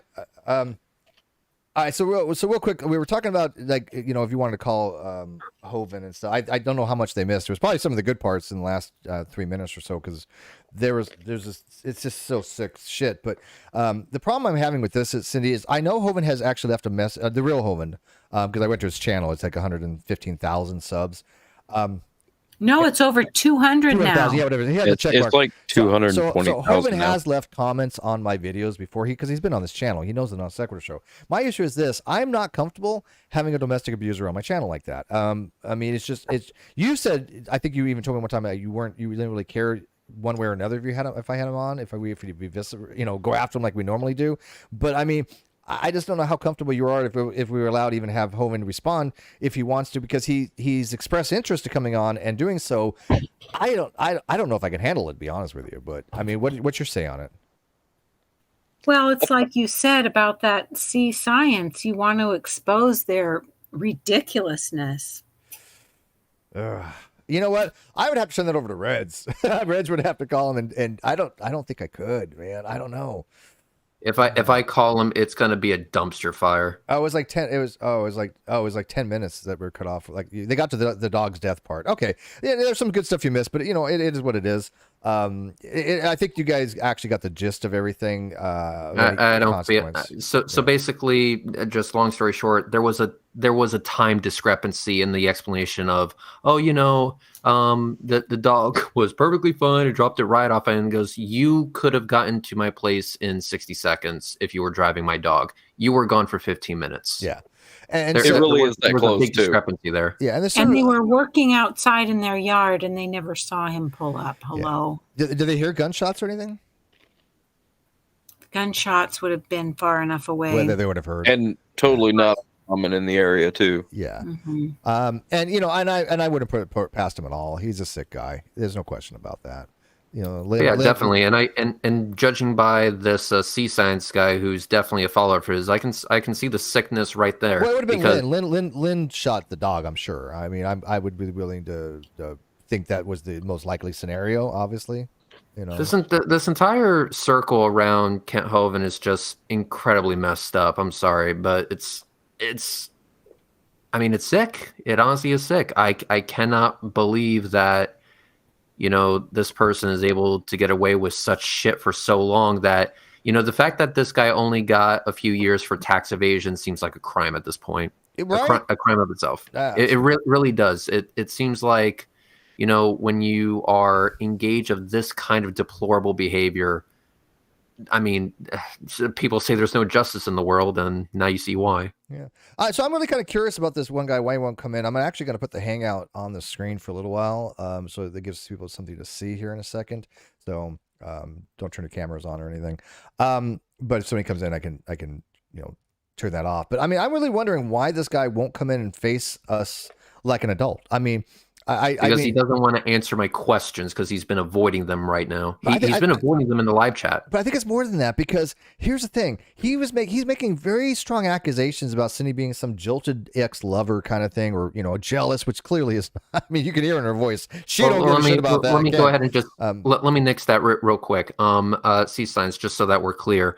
I was never married to Kent Hovind, and I'm reading this, I'm seeing this, and I can come to the conclusion that if Hovind was the type of person to support a guy who said that he played strip poker with children, that it would be rather obvious to say that Kent Hovind is kind of a piece of shit. And Steve Lynn was caught having pornographic screensavers on Dinosaur Adventureland that Kent didn't give a gay porn. I mean, again, I'm not judging. I don't care. It's not a matter of that. Both. But it's both, yeah. And so here's the thing: you have a hypocrisy there, because Kent still believes when he called Steven Anderson from jail. There's still, and this is on record, this is on a recording, that Kent has said that he advocates for the position that the government should kill gay people.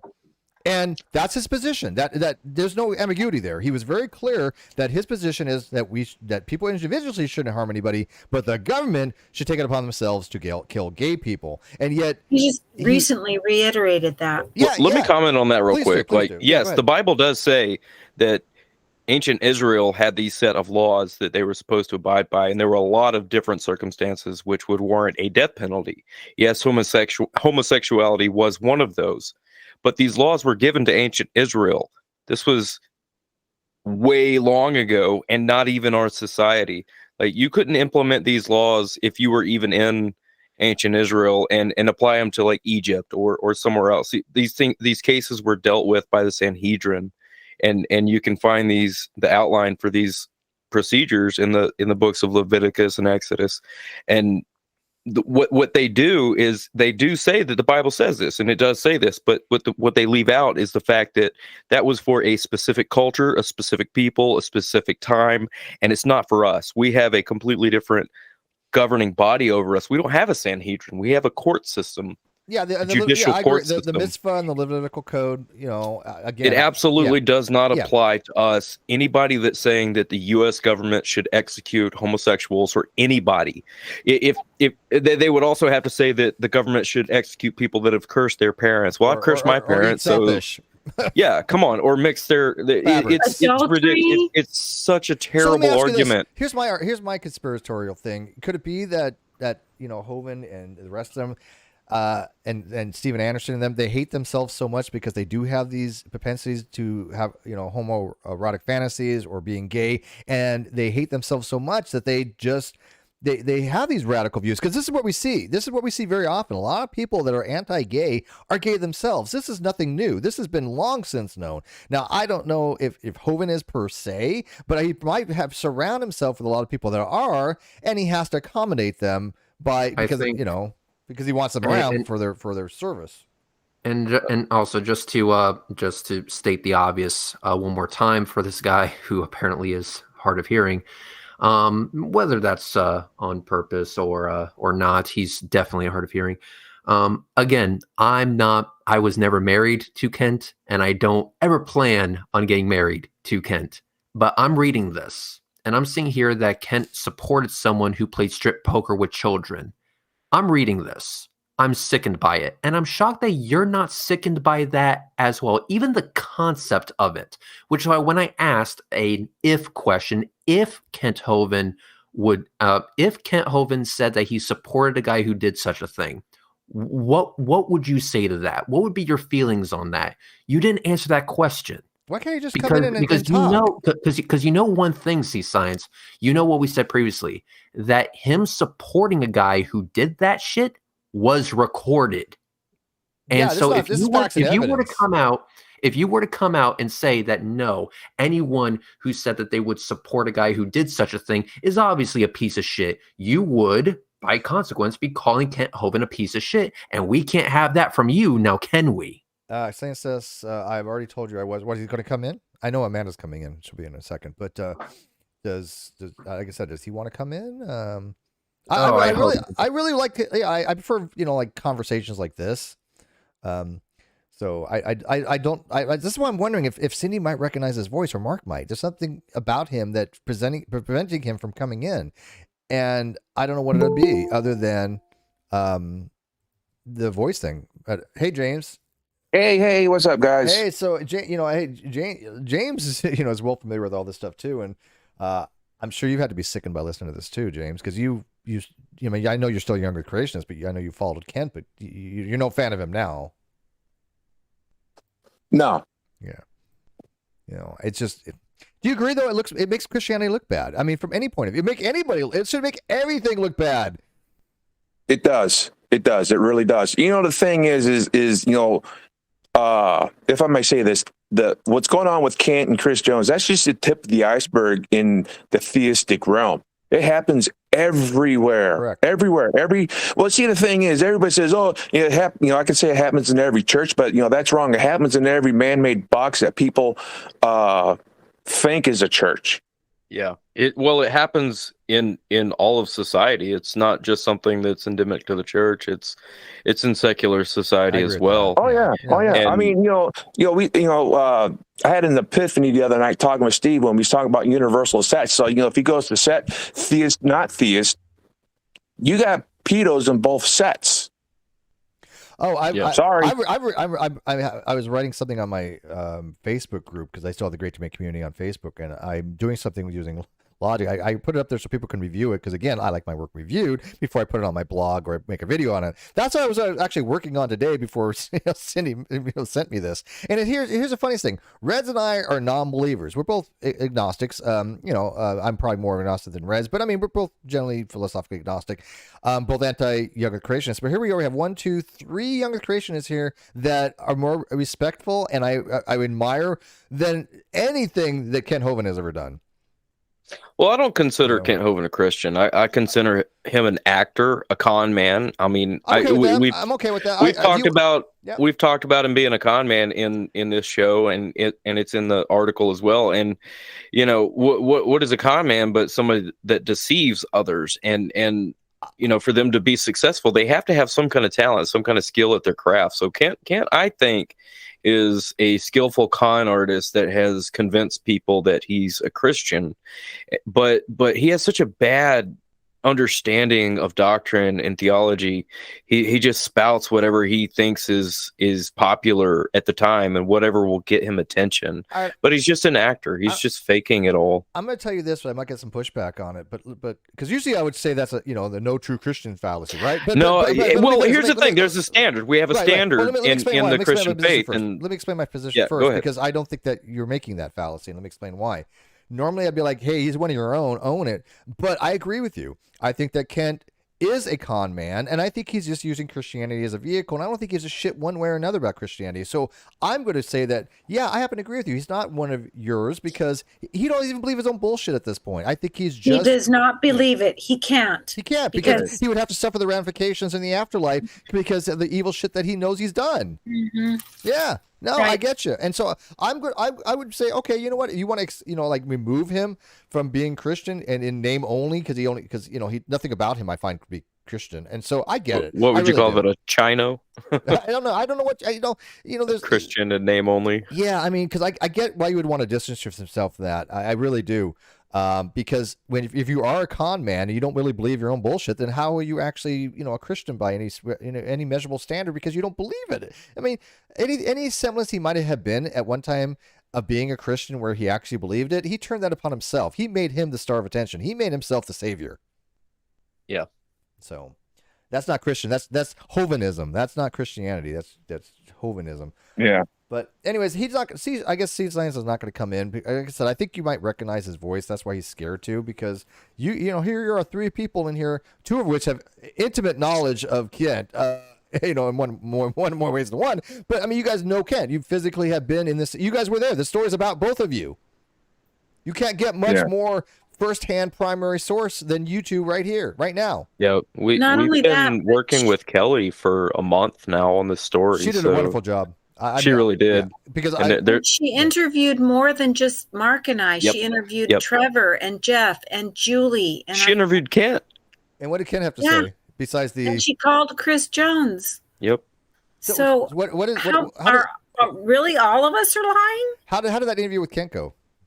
You think? I don't know. I mean, he lied. He said Chris has only been there 2 times ever, which is lie, because Chris Jones himself says he comes down there a couple of times a year just looking to have a good time. So C-Science, those are words directly from his mouth too. So C-Science doesn't think that Hovind's a liar, which is, to me, mind-blowing. I mean, it's just really come on, C-Science. There's no possible way that you could convince all of us, especially the two people that are intimately involved in this situation, that everybody's lying but Kent. Come on. Can I ask Andy a question? I will not trust a person that can't answer a very basic question that would also speak to their morality. Go ahead, James. Can I ask Andy a question? Yes, sir. Would you consider Kent a narcissist? Definitely. Not just a narcissist. Well, that explains most of it there. Absolutely. 100% narcissist. Malignant. He's a malignant narcissist, 100%. Which means not only does he only care about his supply, but he also enjoys hurting people. Yeah, I think he has sadomasochism. Well, I don't know about masochism, but he does have sadistic tendencies. Mm-hmm. Yep. I think it's off on it. And by the way, we know people like this. Rez and I definitely know people that are exactly like that. Sado, narcissists that love the narcissistic supply, but they also get off when they know other people have been harmed. It's exactly like that. It's really unfortunate, but Steve is right here. Mm-hmm. Yeah, we've lived through it. I'm not saying that because it took a long time for me to get to that position. It's a hard journey, and this is why we empathize with you. I mean, look, I won $115,000. I haven't collected a dime yet. I'm still talking to my lawyer, and we're still have things in the works, which I'm not going to get into. But I mean, yeah, it sucks. It really freaking sucks when you're dealing with a narcissist. Yeah. They'll drive you crazy. They really will. Oh, the gaslighting, the lies. I mean, Mark, I know Cindi knows, but I mean, not to dive into too much, but there's a lot of history with this channel. Let me tell you. Sure. So, anyways, before we do go forward or end the show, I do want to extend an invitation out to somebody. C-Science. My name is Red from the YouTube channel Red's Rhetoric. I also have the capability of doing live streams. I would like to invite you personally to come on my channel and have a bit of a chat, a bit of a conversation, if you will.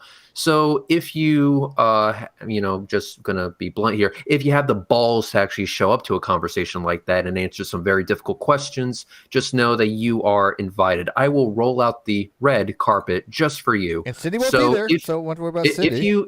If you feel as though you actually have the capability of having that type of conversation, then hit me up. Again, Red's Rhetoric, either it's at Red's Rhetoric on Twitter, hit me up there, or just go to my YouTube channel and schedule it with me there, and we'll set it up. It'll be through StreamYards. I'm pretty sure you know how to figure that out. So there we go. I'm going to probably say he's going to cower away, but that's just my guess.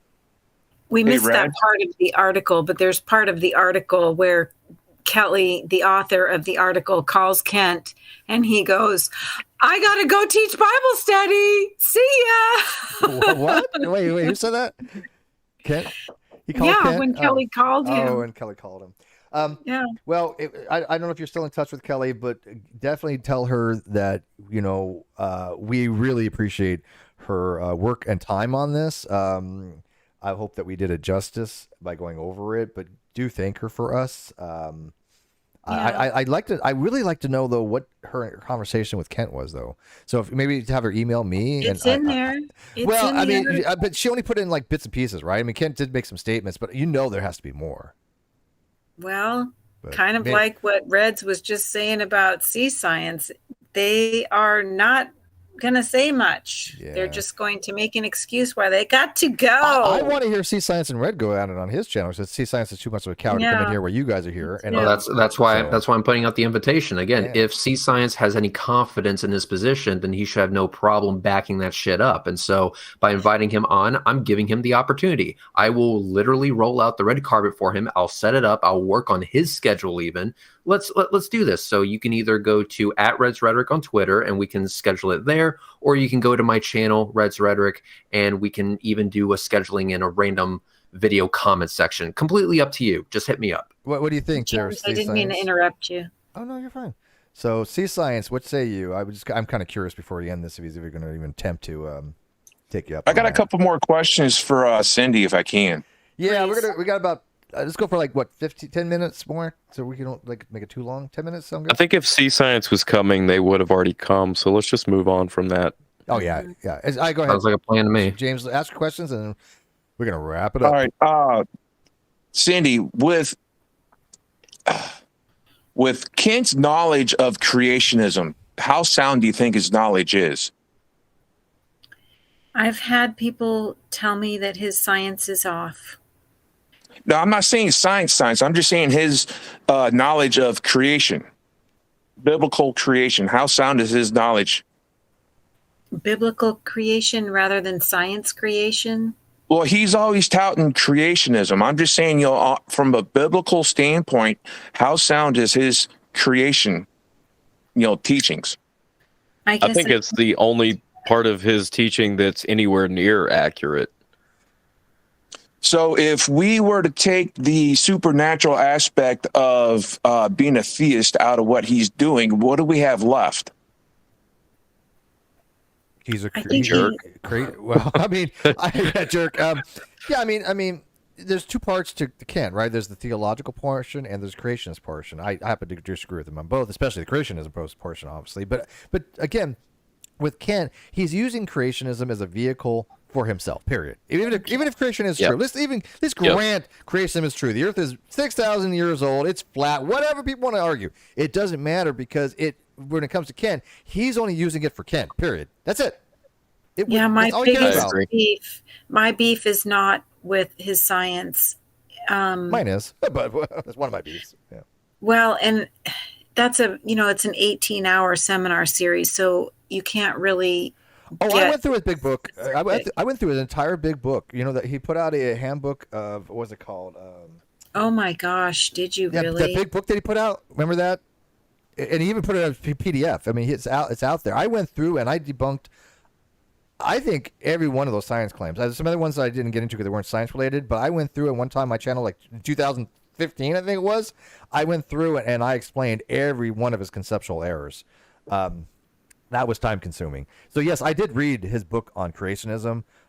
Every one of his there wasn't a single thing that he said that was even remotely congruent with actual science. He butchers science because he doesn't care. He just wants people to believe it. And again, that doesn't mean creationism is wrong. I'm not even going to make that argument. I obviously I do think creation is wrong, but just because he butchers science doesn't mean creation is wrong. It's just what if he's teaching about creationism. I know creationists that are PhDs, and they'll tell you he's even wrong about certain things he puts out.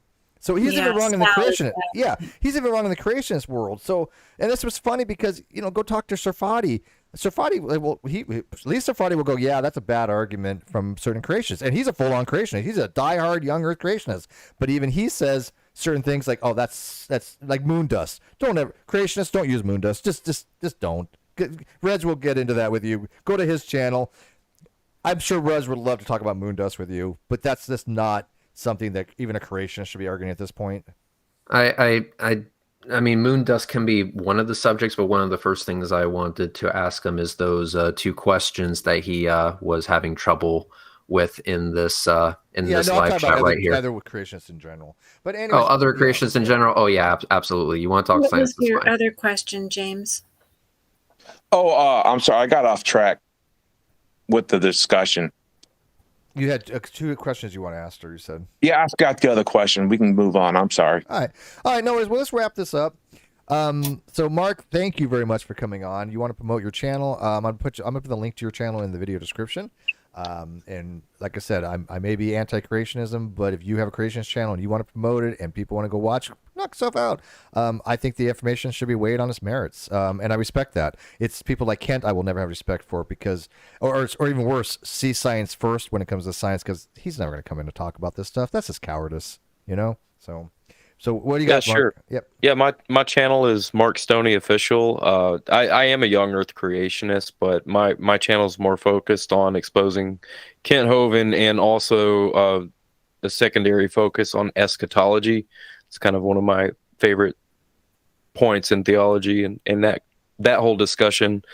But a lot of the stuff you've read in this article, it's come from my channel, which I have direct sources, you know, these recordings and text messages and conversations with people that were actually there. So, you know, I'm not trying to like they're actually there. That's the big thing though. These are primary sources. These are not secondary sources. Yeah. I'm not trying to just make up some big story. I was there. I saw the things I saw and I'm telling people about it because I think people should know that Kent Hovind's a fraud. He's been acting this whole Dr. Dino shtick for many years now, and he's got a lot of people deceived, and he's making a lot of money at it. And I think at this point in time, it's really important to look at his whole body of work, not just his seminars, his creation series, and all that. We can acknowledge that that's a thing, but we have to look at everything else, the bigger picture, the whole package, because Kent Hovind has done a lot more damage to people on a personal level, on a financial level, emotional, spiritual level, than he's ever helped anybody with his so-called science. So I think it's definitely worth looking into. I think I appreciate that. I think Kent is somebody to look into for more of a cautionary tale for how people can take something that a lot of people are dogmatic about and just run with it and use that to cloak their ulterior motives. And I think that's exactly what we've got with Kent Hovind. You know, he's feeding his ego. He is absolutely a narcissistic personality type, and he needs the attention. So I think that's why he has latched onto this, you know, this community of young Earth creationists, and he just loves the limelight. He laps it up, and he fits right in. I think he would be a flat earther that made him money. Right. Yeah. I'll leave you guys with this because this is a really good comment in the live chat. But let's again, James, thanks for coming on. Mark, Cindi, especially. You know, I adore you. I've always appreciated every time you come on. I've always supported you and always will, because you've always been straight up and honest. And I can't ask for anything more. You know, disagreement on creationism is irrelevant when it comes to, you know, you being a victim of abuse has to take first and foremost precedence. And I'm glad that you got, you know, some vindication here, and the story's getting out. And if it makes Hovind lose sycophant followers to take away from that narcissistic supply, then it's all good. So let me give you the last word, Cindi, and then I want to read a comment and then go. So. Thank you, Steve. I appreciate that. And just like Mark, I have a YouTube channel. It's just Cindi Lincoln YouTube. And I actually, in trying to answer James' question about science, I have a playlist called Creation Science and Bible Reflections or something like that. I'll look it up. Yeah. Yeah. Well, her channel's in the video description as well. So I just put yours in there, Mark. Hers is in there. And like I said, I'm reaching out for Standing for Truth because I've got some things I want to do with him.